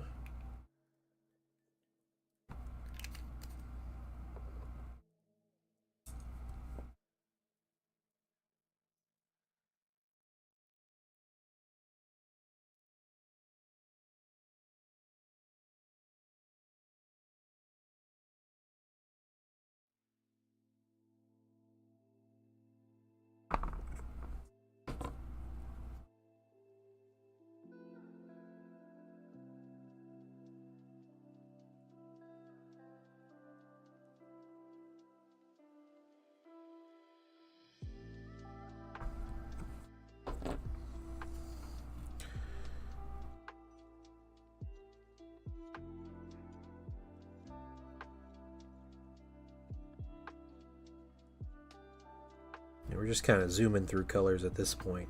All these little minor colors that we have to do.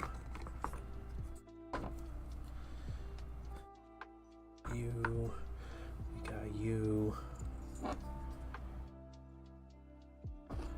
Not you, okay.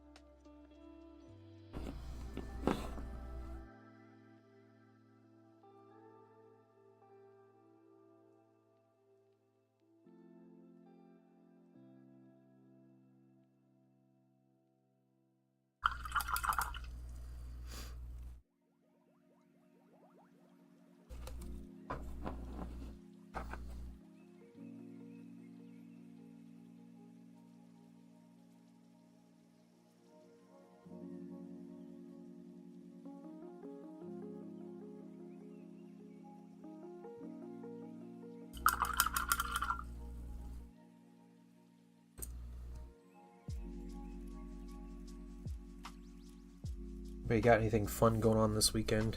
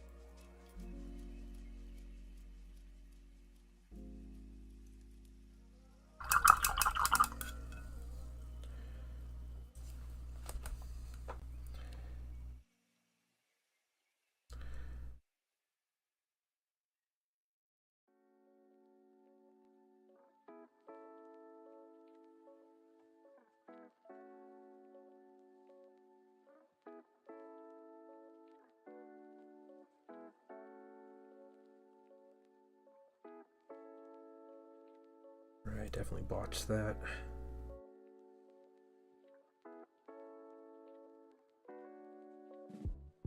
We're gonna correct that in a minute. That looks really bad.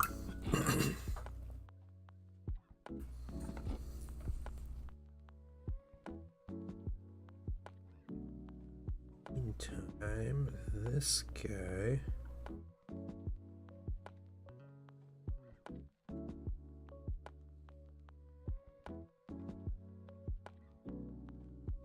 Stop at this point, or else he starts looking more and more like Santa Claus because I was an idiot and gave him a gray and white beard.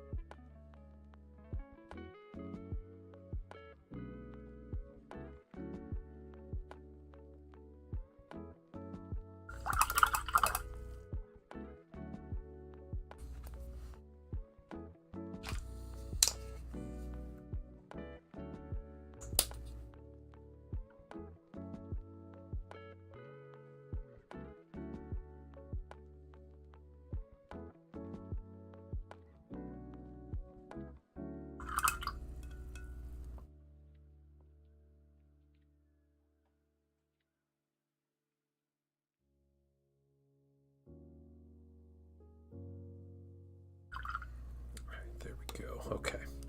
Had to mix some colors there. Some appropriate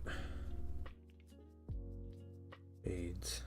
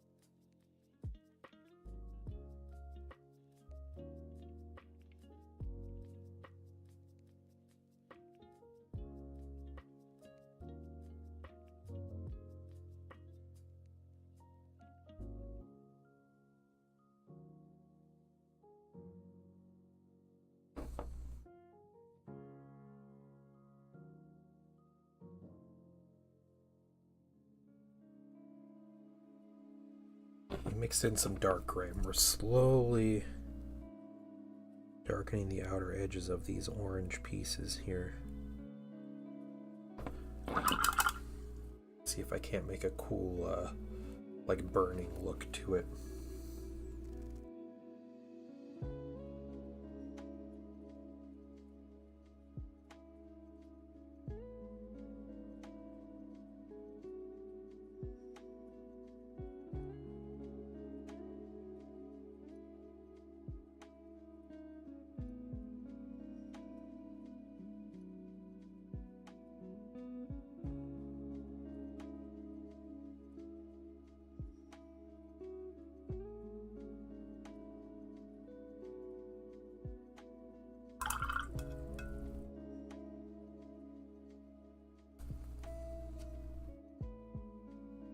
something like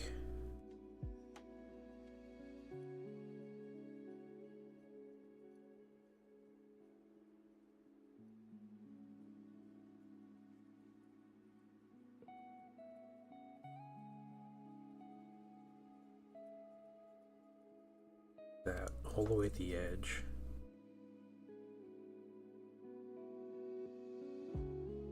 Kind of gives us a goal to work toward.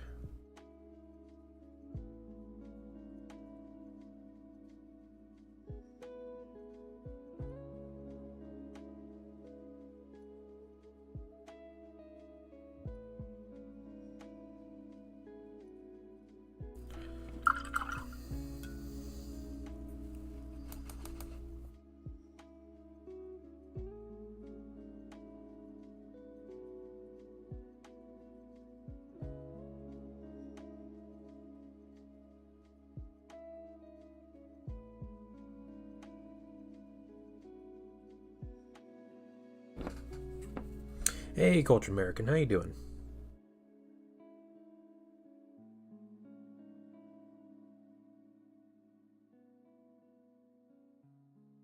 Welcome in to the stream.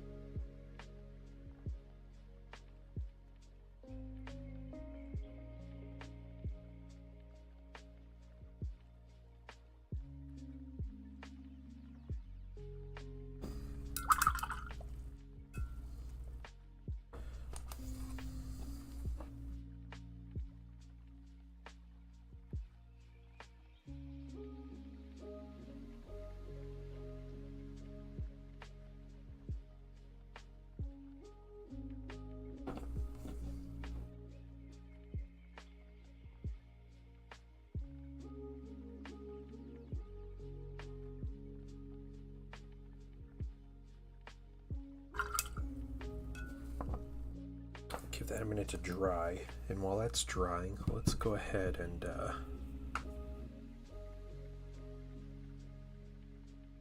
light the hair on this mini. What's a good color for that?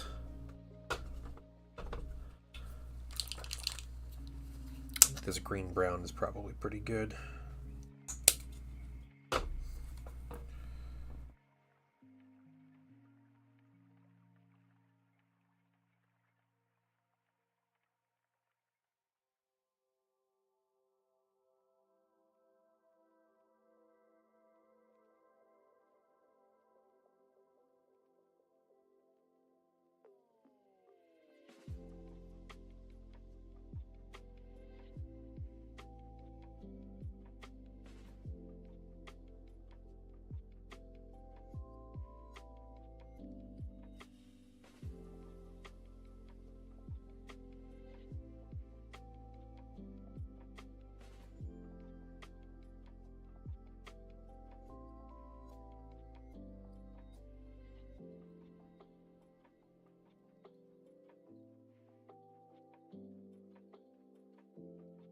Ochan looking nice. Thank you. I appreciate it. We're working on like a lot of little details at this point. Making really good time though. I think I'll essentially be done with these by the end of stream today. I'll just need to do some varnishes on them.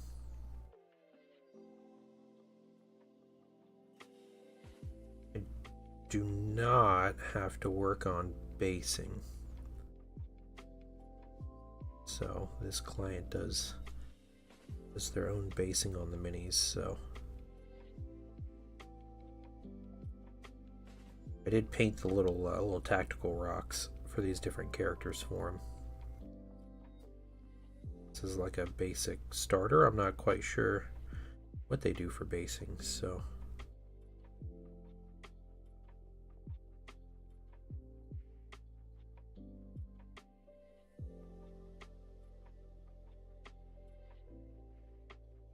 varnish are you using? Do you varnish? Yeah, I varnish to protect the minis, and I varnish to kind of even out the color a little bit. Normally, it's just a matte varnish through the airbrush.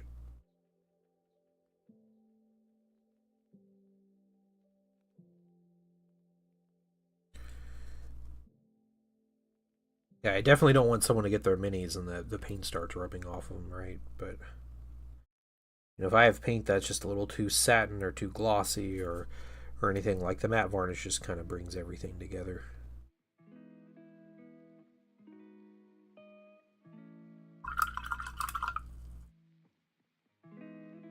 Have you seen K-pop Demon Hunters, or you let that one slide? Yeah, I don't have any interest in seeing K-pop Demon Hunters. No.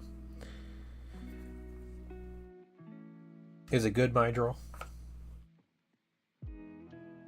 Yeah, I mean, I figure if you handle your minis a lot, I think it's worth varnishing. I use varnishes to kind of get specific effects on my minis and stuff too, so it's not always just like a protective measure.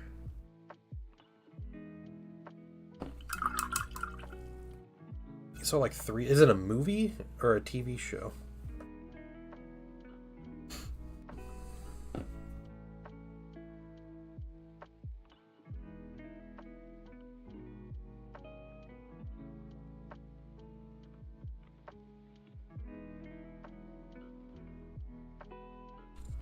It's a Netflix movie. Okay. Yeah, I saw like screenshots and stuff, and it definitely looks like the like the Spider-Verse movies.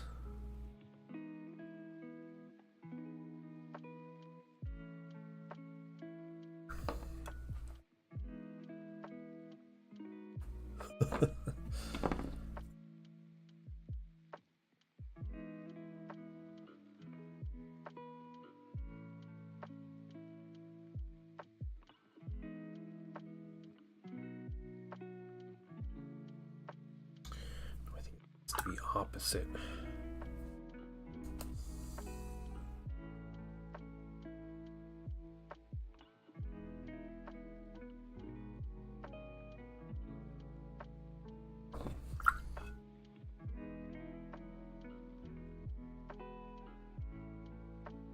Not my alley. Yeah, that's fair. It's kind of how I feel. Like it's gateway into the K-pop world. Yeah. If I like that movie, that means I'm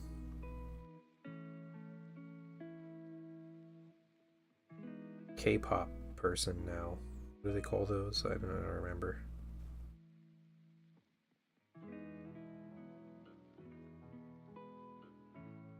I hear enough K-pop going to Korean restaurants. Okay. Every Korean restaurant I've been to, they just play K-pop, like music videos all day.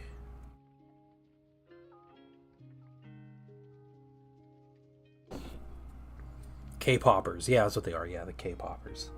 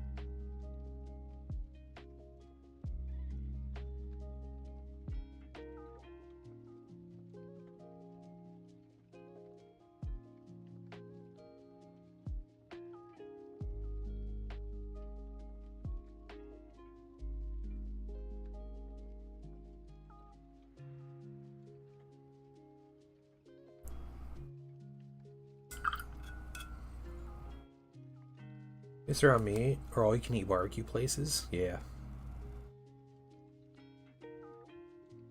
Oh, those are the best places though, Cultured American. It's great food.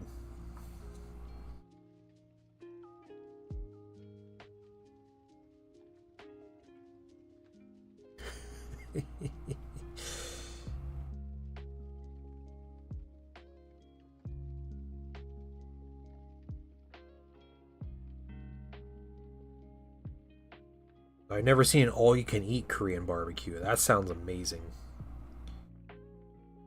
Get like the bright edge on here.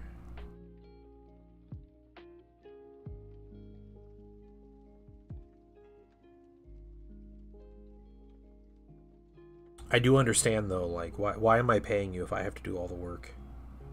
You know?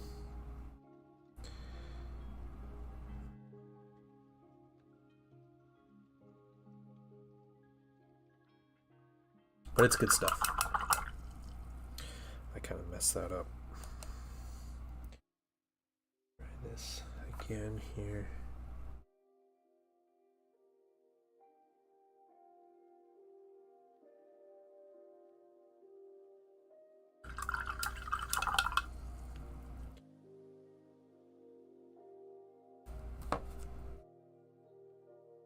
Big meat person doesn't like handling raw meat, so we got tongs for.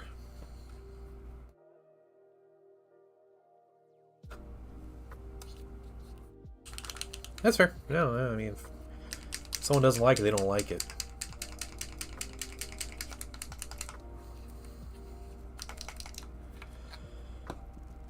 It's fair. Can't judge.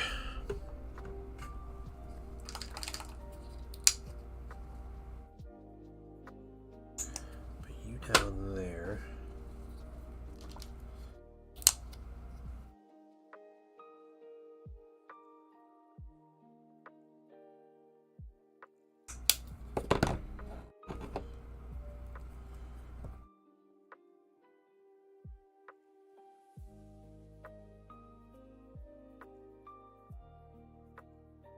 Let's see.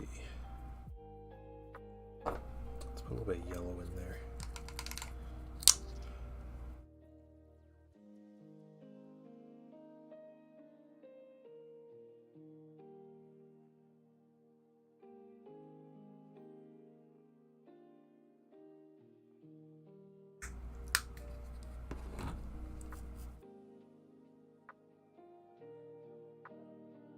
Yeah, that's the way to go.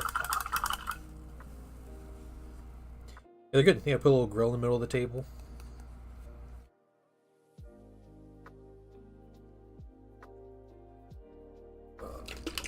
Get a little bit of medium here down. We'll try to get this effect look extra cool.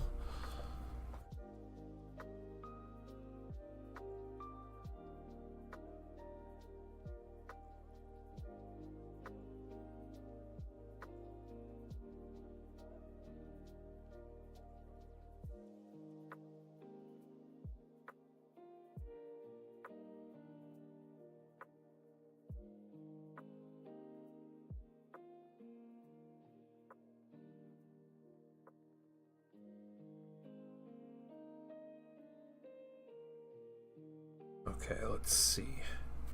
Yeah, it's good.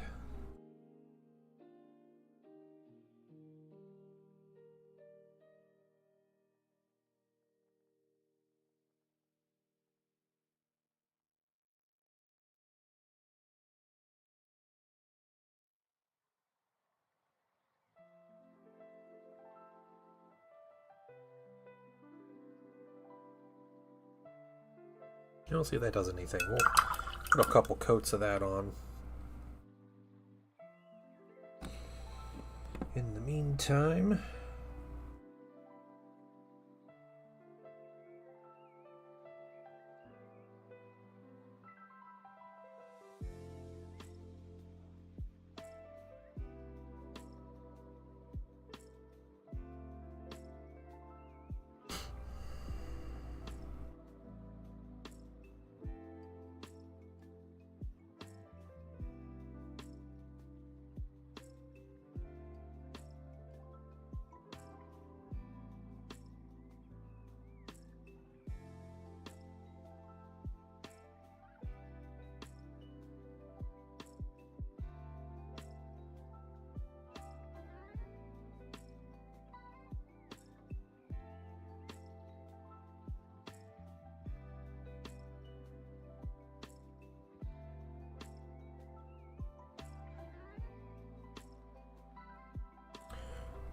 pieces that I definitely missed on these when I was doing my first pass.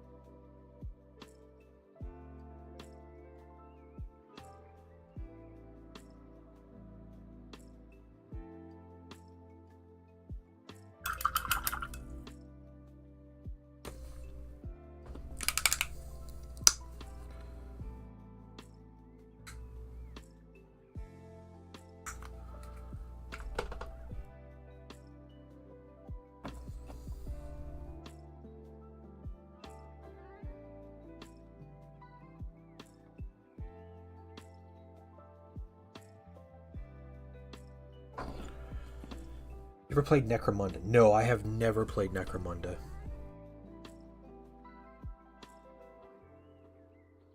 The minis for Necromunda look great, though. Never had the pleasure of playing.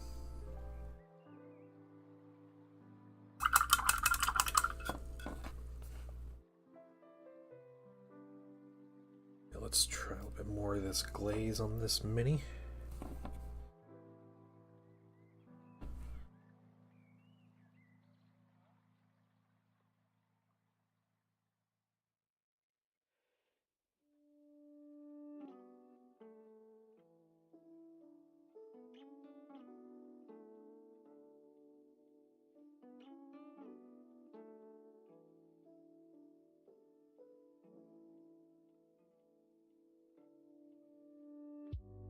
We're just kind of messing around between colors at this point. I'm going to take... Where are you? The tiniest amount of transparent blue.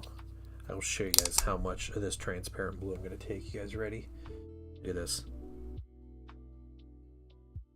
That much. Now I'm going to mix that with a whole bunch of glaze and wash medium.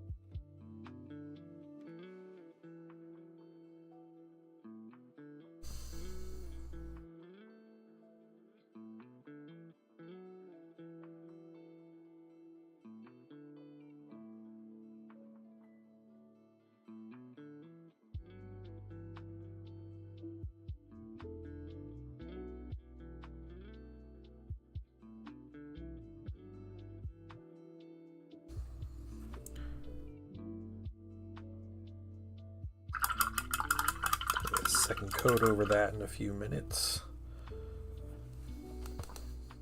Compared to Kill Team, feels like Horus Heresy for skirmish games. Yeah, super complex and everything, right?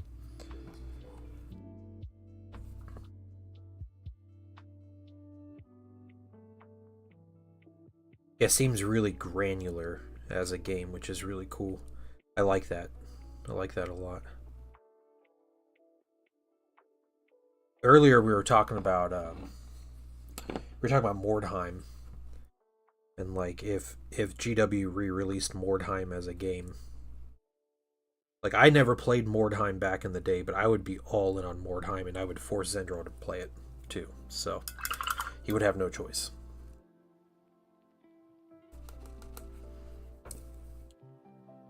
Palatine Force, Called Orgain, Ashergain, haven't played yet. Yeah. Oh, you'd love it, dude. You'd be all about it.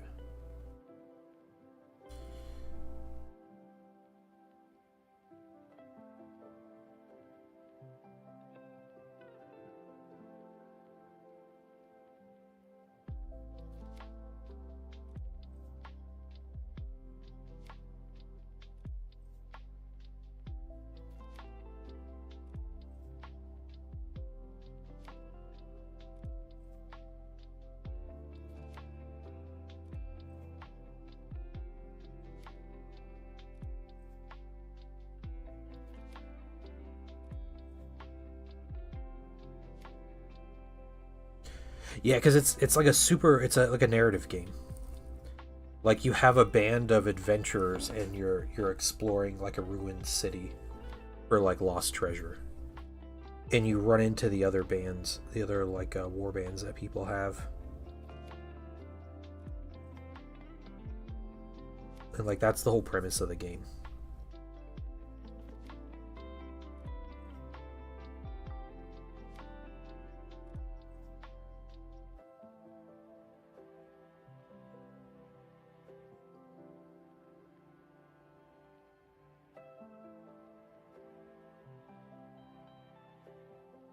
What's the oh, what did they say? Someone type Sigmar in chat. The one everybody forgets about. No, come on. There we go. Does he say it? Oh no, just okay. Sigmar bless this ravaged body. That's what it is. Yeah. Do like an Inquisition gang, and yeah, and you could just yell Sigmar bless this ravaged body all day.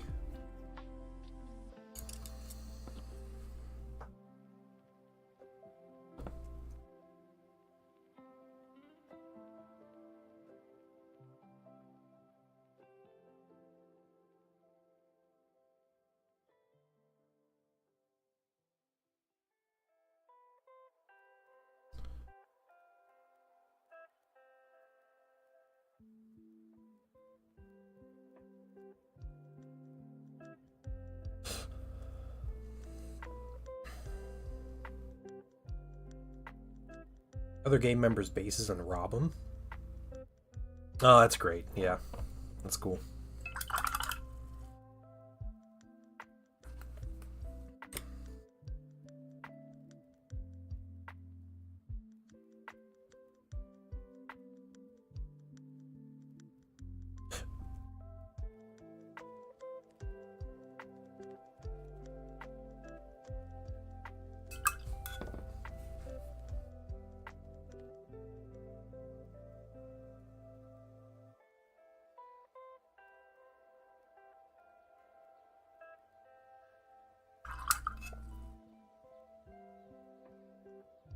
One of the things I wanted to do, I want to get this silver.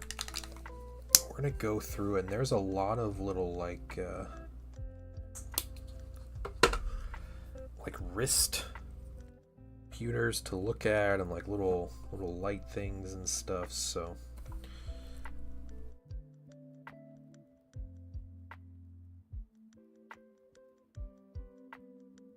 try to tag these things.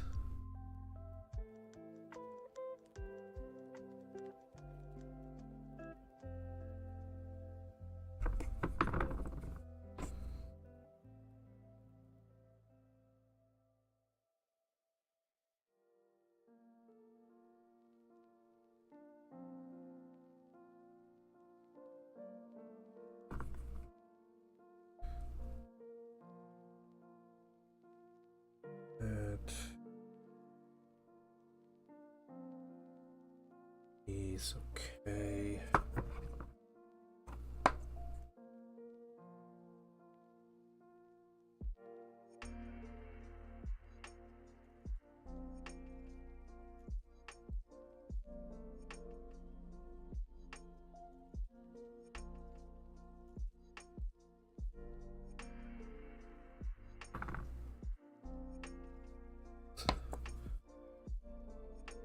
Where's number 6? There he is. Okay, in the back.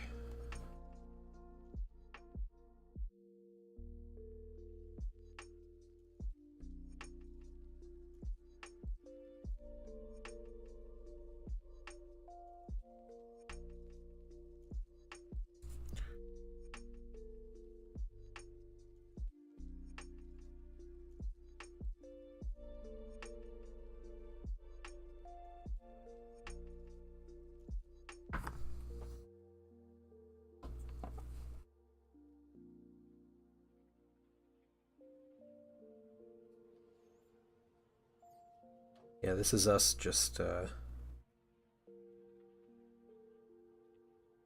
all these little things that we missed. throughout this paint process.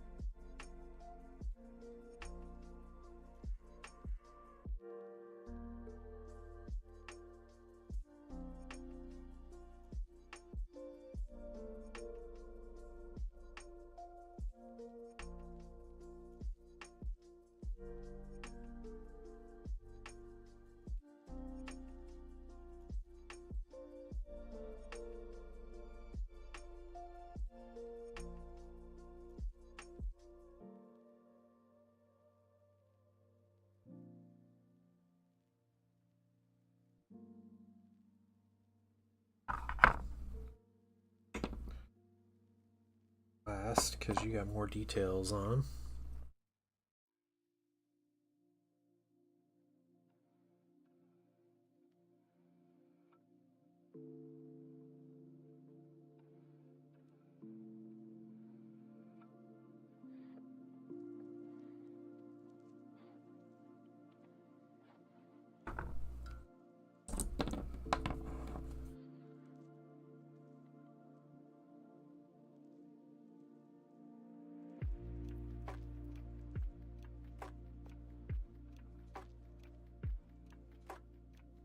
What did you get for lunch? I have no idea. Absolutely no idea.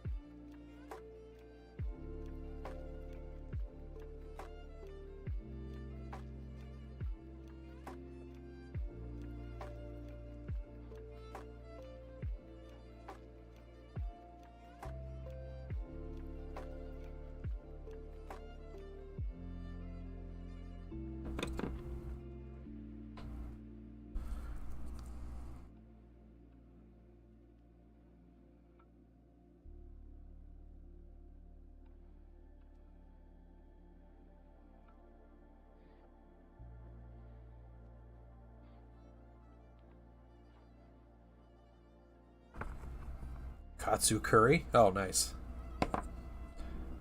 Nashville style hot chicken. Dang, that sounds so good. What's up, Swill Paint Pod? How you doing?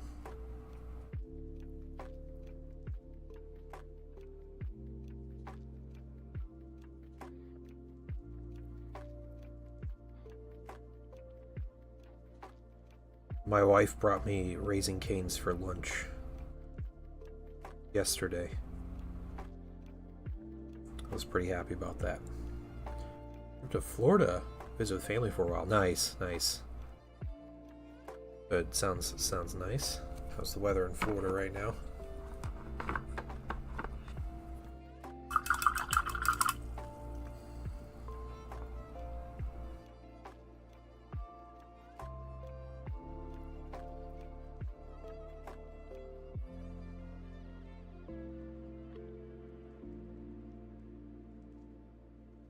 There's katsu sandwiches. Oh, nice. That sounds really good. Yeah, yeah. Raising Cane's. Oh, so good. I haven't had Raising Cane's in a while.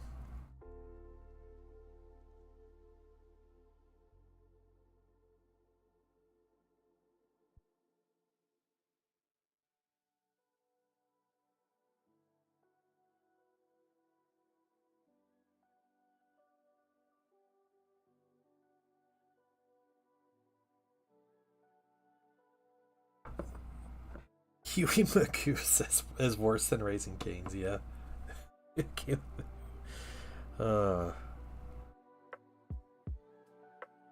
keep talking about it, man. I feel like we gotta try it.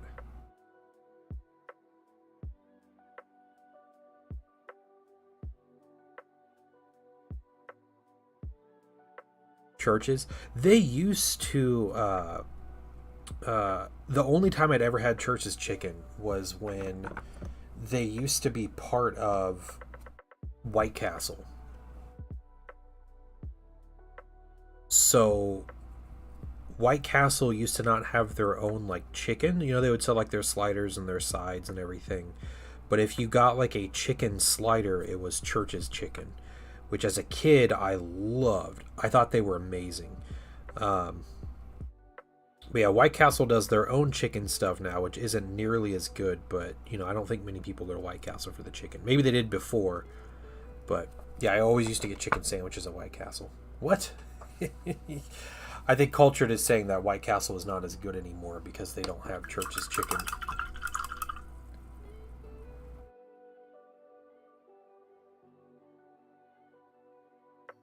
Yeah, yeah.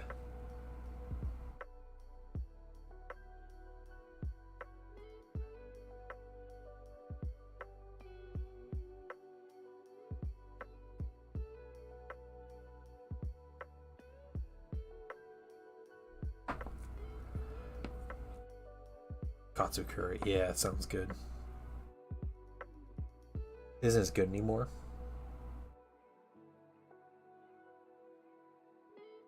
I eat White Castle like once a year. I'll get White Castle, and it's always just kind of like, yeah, it was all right. Like that's always been White Castle to me though. I imagine White Castle is a lot better when you are very drunk. But I don't drink, so I can't say anything to that. Oh yeah, the like comfort soup thing, right?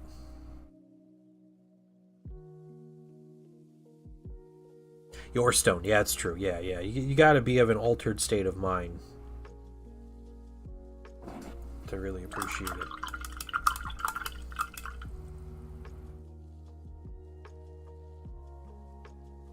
Okay, fried pancake. Dude, I don't know, man. You're just saying Japanese words at me.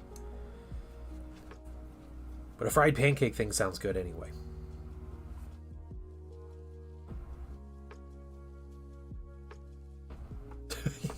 Yeah, exactly. Yeah. 100% Zen. Let's put you back. I'll put some of these paints back here. Get this guy out.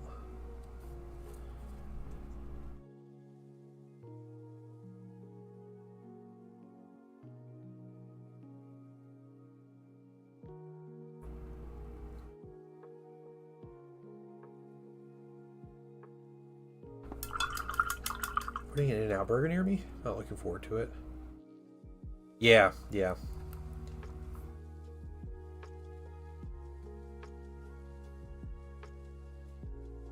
I've had Del Taco once, I think, and I didn't think it was anything great. Man, you want to know a crazy road trip experience from a few weeks ago? My wife and I were heading out of state to go pick my son up from staying a week with his grandparents. On the road trip, car was going to need gas, so we went ahead and we're thinking of a place. I was like, you know what? Okay, we're coming up on a Buc-ee's, so I'm gonna do it. I'm gonna stop at Buc-ee's, and just to like, I don't know. I was like, I'm gonna do this once. Do this exactly one time. Not doing it more than one time. It was a nightmare. Complete nightmare. First of all, I was at this little no-name exit on the freeway, and it was like, I don't even, like, you know, there's barely like a town there, and it's like, oh yeah, there's a gas station, there's a Buc-ee's.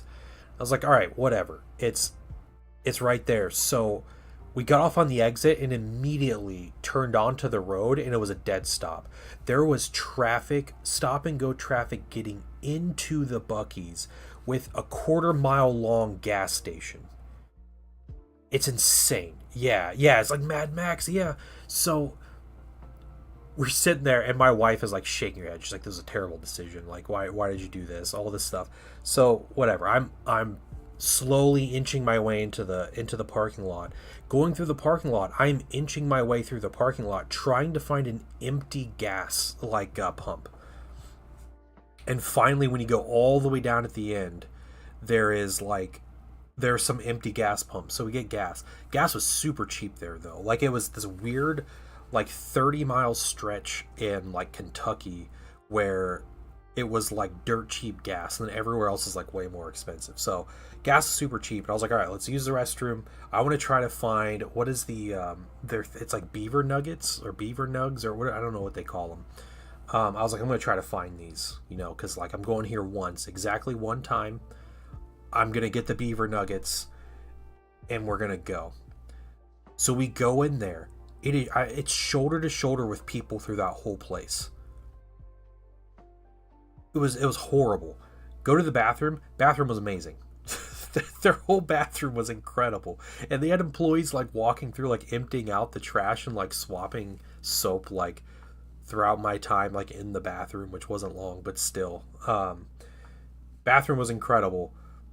We're going to leave, and it was shoulder to shoulder. I'm like, I was kind of like glancing, like, can I like glance like at in our path and find the beaver? No, I couldn't find anything, so we just left. I was like, this was horrible. This whole thing was way too busy and stressful, and I don't like being around people anyway. And the fact that I was shoulder to shoulder with people in a gas station was too much for me. So no, I did not get the beaver nuggets. I hated the experience, and that was my one time going to a Buc-ee's in my life, and I will never go back to one. So, dang, yeah. See, an empty Buc-ee's would be nice. If there was one that wasn't busy, it'd be cool. But no, this one was miserable.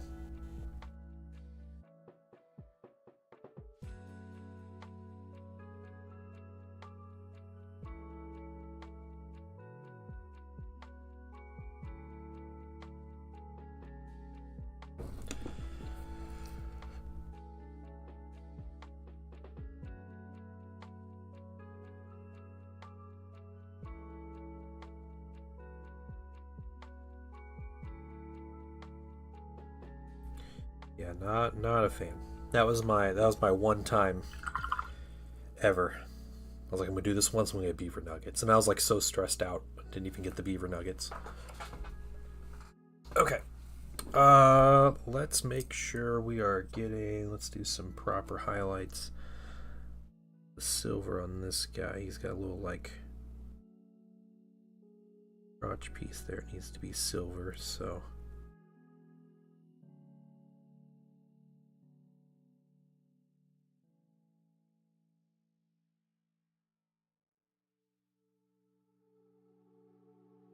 I pronounce that place in a way that offends a lot of people.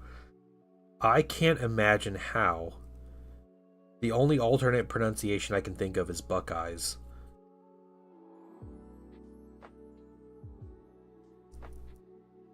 But maybe that's just the Ohio in me coming out, so.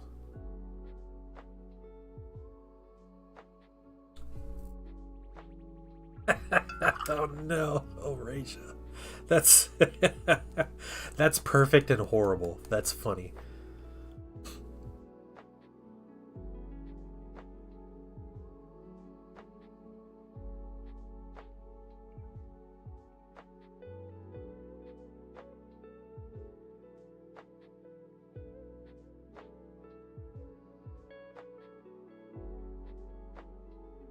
You'll send me some beaver nuggets, cultured American? I would not turn down some beaver nuggets being sent to me. That way I don't have to go into Buc-ee's to get them.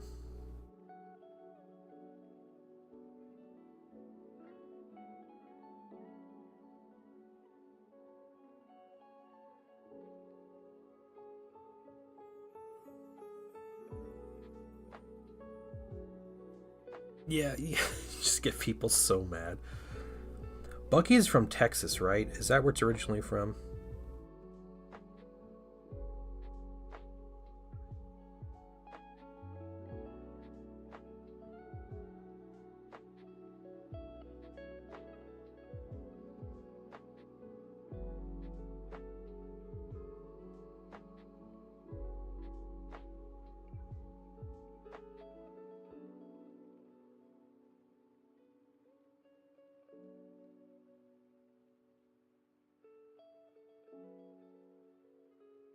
You put them in a bowl and eat them like cereal? Is this one of those downfall of America because of its over decadence? Is that what that is? Is that what you're giving me an example of? Something I gotta do here. Let me grab.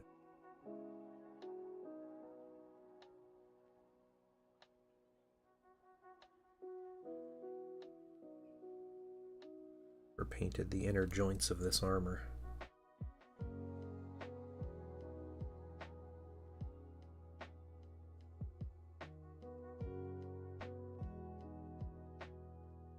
Yeah, they are. Okay. Yeah.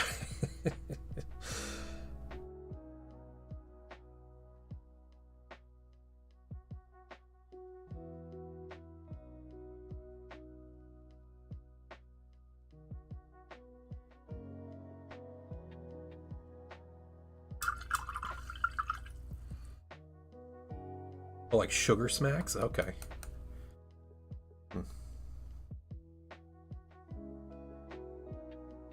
Yeah, it's like a corn pop. Okay.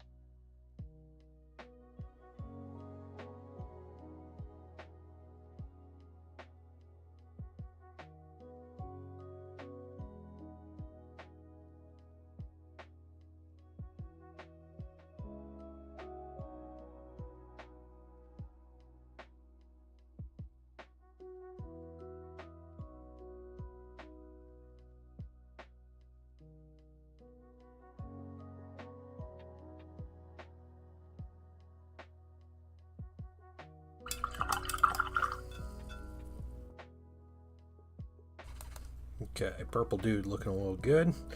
Those as a highlight here in a minute. Dry.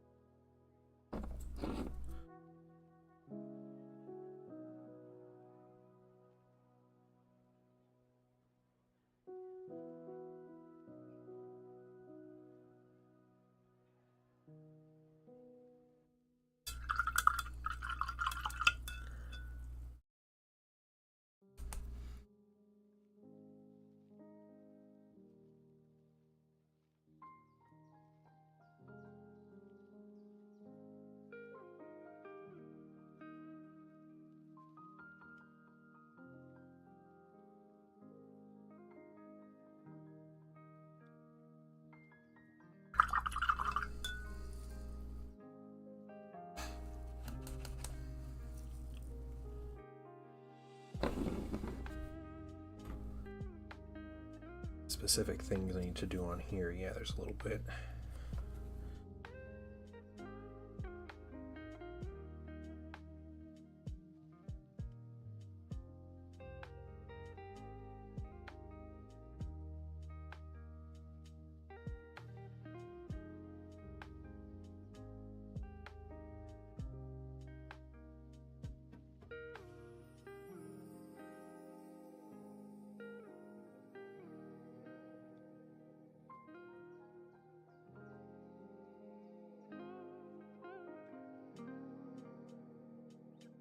What I'll do on this tank, I'll take the airbrush and put some fluorescence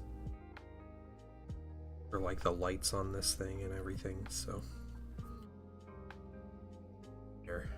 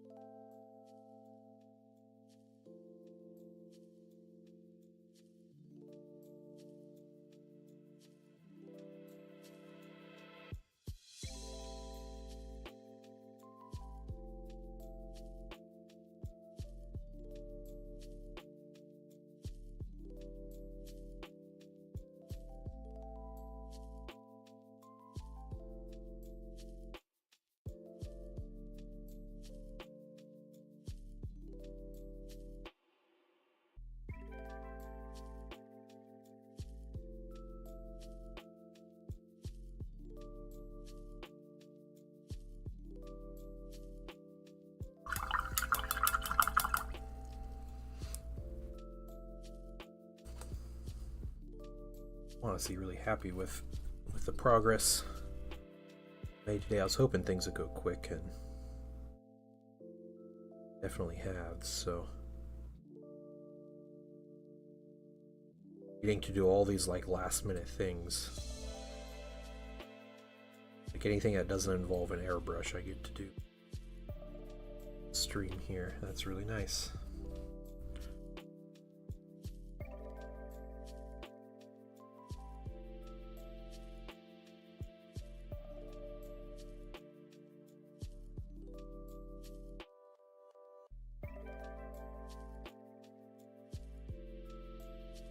Yes, I do have a permanent setup from airbrush. About 4 feet from me is a table with my airbrush booth, and all my stuff is in a cabinet underneath. Yep. My compressor is actually sitting right by my feet, though.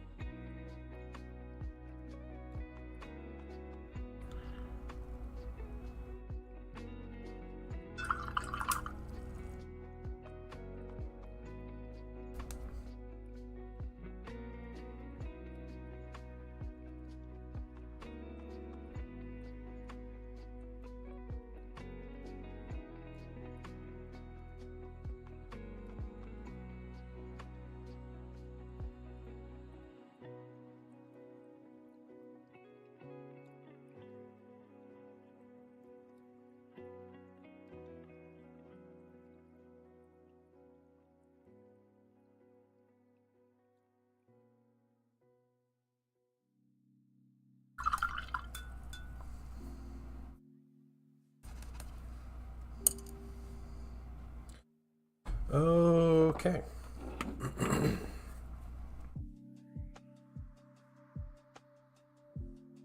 So, with not doing the bases, I think we're about done with these guys. I think I'm happy with how they've all turned out. Try bright. No, so the plasma glow, I painted it white, and then I used a lot of this glaze and wash medium, and then the tiniest amount of transparent blue. So I mixed these together, and I put a little bit of water in, just to thin it out a bit, and I just brushed it on. And this was actually 2 coats. I went a little too thin. That's just 2 coats of it.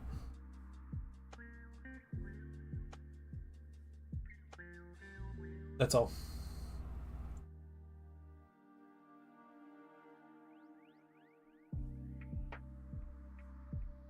Yeah, I think I'm in a place. I think I like the minis. I think I'm happy with them. I think I've accomplished what I wanted to do. And yeah, I think I'm gonna call it on these minis. You know, there's one more thing maybe. Let's see.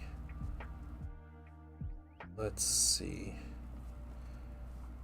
have to go kind of in the Wayback Machine here.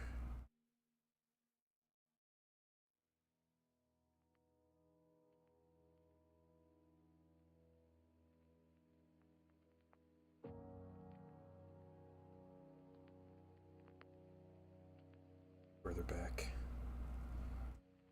The Sagittars I painted before.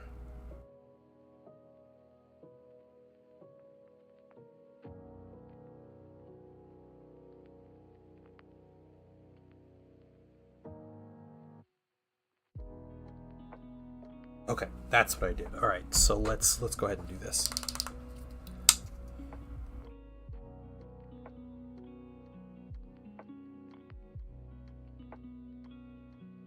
I remember how I painted the weapons. Go back to some old photos. All right, enjoy your katsu curry, right? Is that what it is?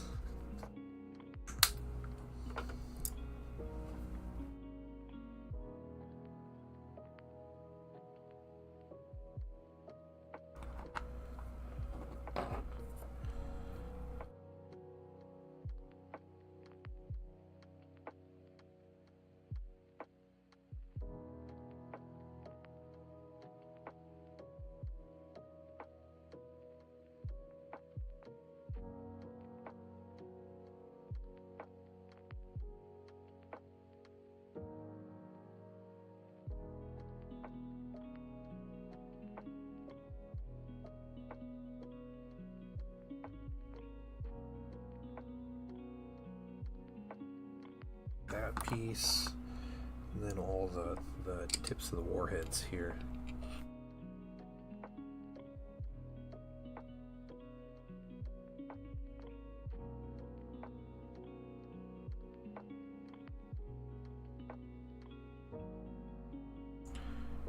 For some reason I painted them in bronze. I'm not about to question my past self.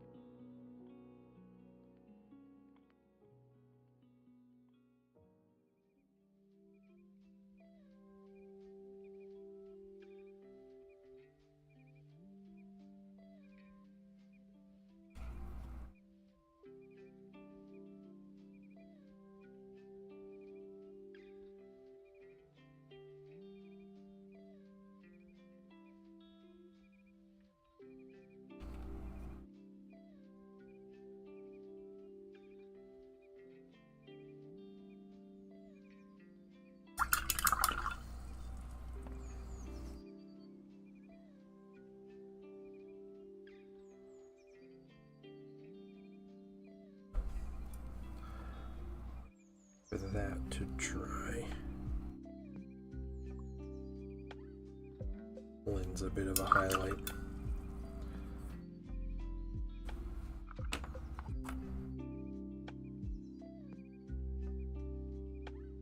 On all these weapons here.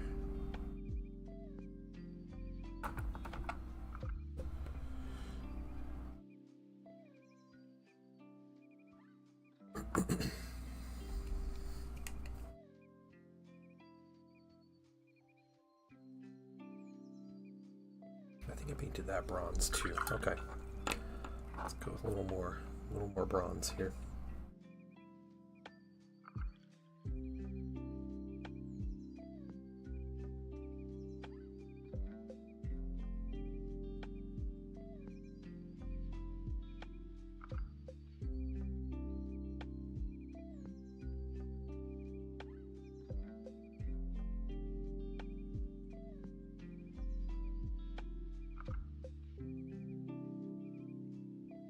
next week, I'm going to try to have some Thousand Suns ready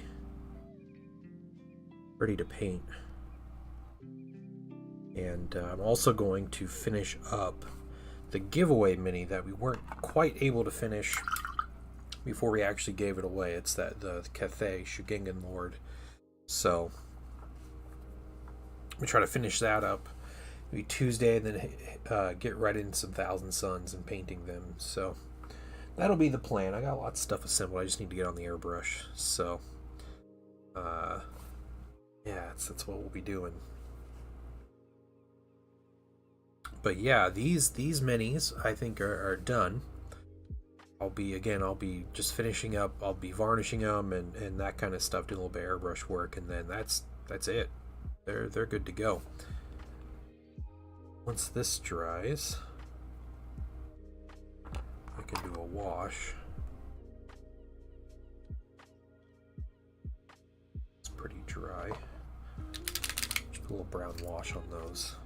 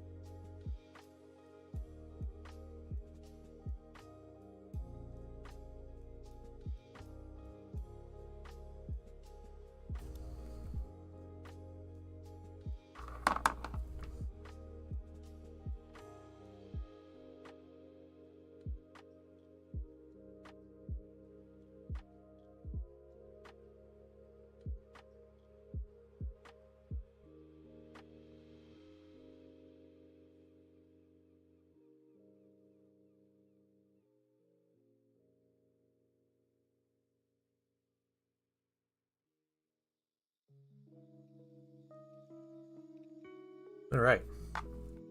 Well, there we go. Got done in a reasonable amount of time. I'm happy about it. Again, I like these little, are they Hearthkin Warriors? Is that what they are? I like these minis. Cool little soldiers. I'm going to call the stream there today, guys. So, I should be on Sunday night. I'm painting something fun on Sunday night. And otherwise, yeah, it should be a regular week next week. So Tuesday through Thursday should be pretty easy going. Again, we'll be painting that Shugengan Lord probably finished on Tuesday, and then we'll get into some Thousand Suns. So I'll be painting Heresy stuff finally. As you know, I know you guys miss me painting Heresy and talking about Heresy and doing everything Heresy. So that's what we'll be doing. But you guys have a wonderful weekend. And yeah, I'll be on Sunday, and looking forward to seeing all of you Sunday night. But yeah, I will see you all then. Bye, everybody.